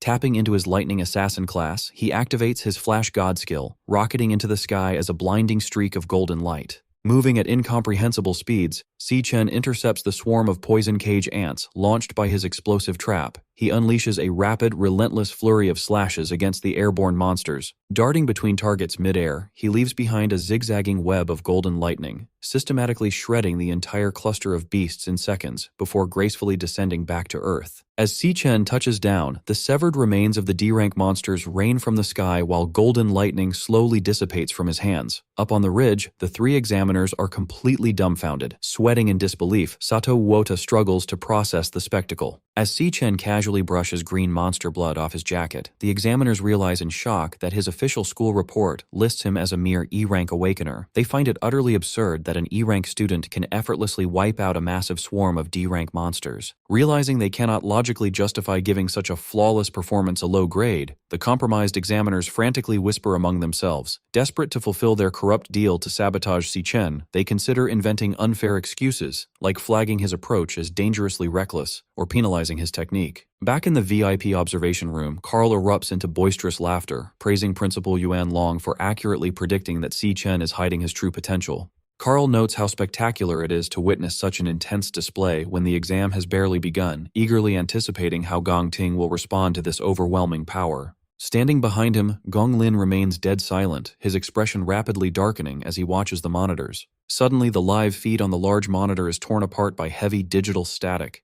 The image glitches wildly before going entirely blank, replaced by a stark red warning indicating a lost signal. Principal Yuan Long furrows his brow, staring at the dead monitor and questioning aloud why the transmission is cutting out yet again. Outside the dungeon entrance, rapid warning beeps blare from the monitoring equipment. A technician frantically types at his console as the system flashes a critical alert regarding a severe signal anomaly. The diagnostic screen shows the dungeon's official D-rank classification violently glitching into an unreadable question mark. Simultaneously, internal communication signal strength crashes to absolute zero. The technician stares at the corrupted data in pure shock. Director Gongshuan breaks into a cold sweat, demanding to know what catastrophic event is happening inside the dungeon. Their panic peaks when the portal's swirling green energy suddenly dissipates. The glowing threshold vanishes entirely, leaving nothing but an ordinary empty cave opening that effectively traps the candidates inside. Deep within the isolated dungeon, a sinister, ethereal melody begins echoing through the gloom, physically manifesting as floating, glowing pink and green musical notes. Si Chen freezes, listening intently to the eerie tune. He immediately recognizes the terrifying presence hidden within the melody. It is the voice of the Demon King, Wrath. Outside the dungeon at 4 p.m., the cave entrance suddenly seals itself, morphing into a solid rock face. Director Gongshuan panics, demanding to know how the gateway has vanished. A technician reports a complete loss of connection, noting that the equipment threw a series of critical signal errors just moments prior. Sweating with anxiety, he orders his staff to get command on the line immediately. He fears that a catastrophe has just unfolded inside the isolated dungeon. Meanwhile, inside the dungeon, an eerie melody physically manifests as floating musical notes in the air. Si Chen and Gong Ting pause, taking notice of the bizarre phenomenon surrounding them. The examiners are equally confused by the sudden shift in the atmosphere. Yasmin Kai asks the others if they hear the noise, and Sato Wota confirms that it sounds like strange music. Feeling the heavy rhythmic thuds of the melody, Si Chen grows deeply alarmed. He immediately recognizes the sound as the voice of the Demon King, Wrath. He desperately wonders why Wrath is present in this low-level dungeon, knowing the Demon King is not supposed to appear for another 3 years. Suddenly, the Demon Heart system bombards Si Chen with severe high-danger alerts. He tenses up, realizing the interface is screaming at him about an imminent, lethal threat. As heavy thuds shake the ground beneath him, Si Chen realizes that something massive stands right behind him in the fog. A sinister laugh echoes through the cavern as a towering, shadowy figure approaches through the thick mist. Visibly shaken by the overwhelming presence, Sato Wota wonders what kind of monster hides in the fog, just as 2 glowing eyes pierce the gloom. The creature steps into view, revealing itself as a grotesque humanoid mantis monster radiating dark energy. Glaring down at the group, it sinisterly welcomes the humans and declares that they have walked right into its trap. Stunned to hear the creature speak, Sato Wota realizes that a monster capable of forming words must be at least a high-tier C-rank beast. He frantically questions how such a powerful entity can possibly exist inside a D-rank dungeon. Fearing the high-level monster will slaughter the students, Sato summons a massive, glowing axe and leaps forward to intercept it. He urgently orders everyone to get behind him for protection. Before Sato can even land his strike, the mantis demon counters with blinding speed. In a single brutal motion, it swings its scythe-like appendage and cleanly severs Sato's entire arm. As the other examiners freeze in horror, the mantis demon instantly vanishes and reappears directly behind Gong Ting. Raising its bloodied scythe, it mocks the group, telling them to curl up and accept their fate. With a sickening thud, the monster ruthlessly drives its blade straight through Gong Ting's shoulder and out of his chest, commanding the young man to die. Despite being impaled, Gong Ting grits his teeth through the agonizing pain. Instead of falling, a fierce, crazed grin spreads across his face. Capitalizing on the monster's close proximity, Gong Ting swings his flaming golden sword down and brutally chops off the creature's trapped scythe arm, leaving the mantis demon wide-eyed in shock. Without missing a beat, Gong Ting follows up with a powerful mid-air kick that launches the crippled beast backward across the rocky terrain. Bleeding heavily from the massive hole in his shoulder, Gong Ting ignores his severe injuries and glares with glowing eyes. He declares that since the Overlord drew first blood, the kill belongs to him under the principle of combat priority. He fiercely warns Si Chen not to dare interfere in the fight. Si Chen watches the monster intently, his eyes glowing green as he uses his abilities to assess the creature's true power. The system interface updates the mantis demon's classification, confirming to everyone that it is actually a highly dangerous C-rank high-tier beast. Seeing the massive hole in Gong Ting's shoulder, Yasmin Kai urgently yells at him to get medical treatment. She pleads with him to suspend the exam and let them pull him out, warning that the monster is completely out of his league. Gong Ting flatly refuses. Gathering intense fire magic in his hand, he completely rejects the idea of giving up. Si Chen watches in shock as Gong Ting presses his burning hand directly against his bleeding chest, using the raw heat of his own flames to painfully cauterize the severe wound. Pushing through the agonizing pain, Gong Ting fiercely declares that the fight does not end until one of them is dead. Without hesitation, Gong Ting leaps high into the air and brings his flaming sword down toward the crippled mantis demon to continue his assault. Meanwhile, outside the sealed dungeon, Silas Lin, the leader of the Imperial Guild's King Squad, assesses the vanished entrance. He calmly explains that this phenomenon indicates a highly intelligent monster operates inside, one that purposely lured the humans in before snapping the trap shut. Director Gongshen panics, desperately asking if there is any way to force the entrance back open since the students are still trapped inside. Silas coldly states that there is only one way to make the exit reappear. Someone on the inside must track down and kill the dungeon's overlord. Desperate for a silver lining, Director Gongshuan tries to rationalize the situation. He suggests that since a standard D-rank dungeon caps out at a C-rank overlord, the trapped examiners and students should still have a fighting chance to kill it and escape. Silas quickly shatters his optimism. He reveals that the initial D-rank reading is just a fabricated mask created by the Overlord to purposely disguise the dungeon's true, deadly nature. Connecting the clues, Silas deduces that this specific dungeon is the culprit behind the recent string of Awakener disappearances his team has been investigating. He gravely informs a horrified Gongshuan that the trap they stand in front of is actually an extraordinarily dangerous B-rank dungeon. Meanwhile, in the dungeon, the monstrous insect attacks relentlessly with its scythe-like arms. Gong Ting stands his ground, parrying the heavy blows with his flaming katana. He quickly retreats to evade a sweeping strike. As the beast raises its arm for a devastating blow, Gong Ting vaults into the air. The creature's attack misses. Its bladed limb buries deep into the ground and becomes firmly stuck. Seizing the opportunity, Gong Ting declares that he has the monster trapped. With a swift, powerful swing of his glowing sword, he severs the creature's head. The decapitated head tumbles across the rocky terrain as the rest of the group gathers. Yasmin watches in stunned disbelief, amazed that Gong Ting has managed to defeat the Overlord entirely on his own.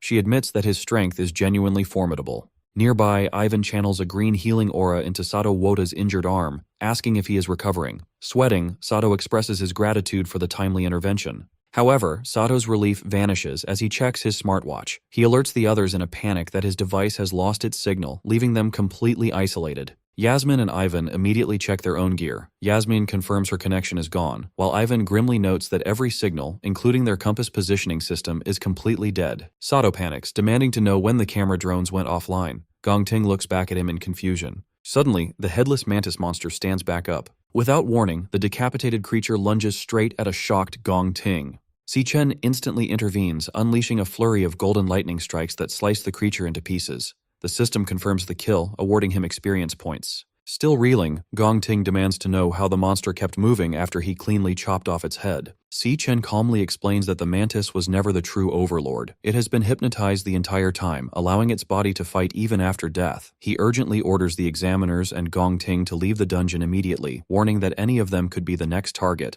Defensive, Gong Ting questions how Si Chen could possibly know that. Sato angrily accuses Si Chen of losing his mind, insisting there can only be one C-rank overlord in the dungeon. He argues that the high-tier monster they just fought has to be the boss, as nothing else makes sense. Before Si Chen can argue further, his system floods his vision with critical warnings of a highly dangerous creature. Suddenly, a massive, pulsing wave of psychic energy sweeps through the cavern. Caught in the blast, Yasmin, Ivan, and Sato's eyes begin to glow with a sinister pink light as the true Overlord's hypnosis takes complete control of their minds. Realizing his warning has come too late, Si Chen quickly activates a wireless earbud. He immediately recognizes the distinct pulsating sound wave. In his past life, he witnessed the Demon King, Wrath, use this exact frequency to seamlessly hypnotize and slaughter millions of ordinary humans across the globe. He turns to see Yasmin, Ivan, and Sato perfectly synchronized, marching forward in a mindless trance. Convinced that the dungeon's true overlord is directly connected to Wrath, Si-Chen coldly resolves to face the creature head-on. As he follows the hypnotized examiners deeper into the dark cavern, Si-Chen's system continuously bombards him with warnings about highly dangerous creatures ahead. The group soon arrives at a massive, eerie lair filled with glowing green egg sacs, where towering dark serpents guard a central, cloth-draped figure. Si-Chen remains completely unaffected by the monster's alpha frequency thanks to the counter-frequency audio track playing in his earbud, a precaution he prepared specifically for Wrath. However, knowing the unprotected examiners could drop dead from the mental strain at any second, he decides to kill the overlord immediately. The sinister entity senses their arrival, its voice echoing through the cavern as it hungers for their fresh flesh. Si-Chen glares back coldly, ready to fight.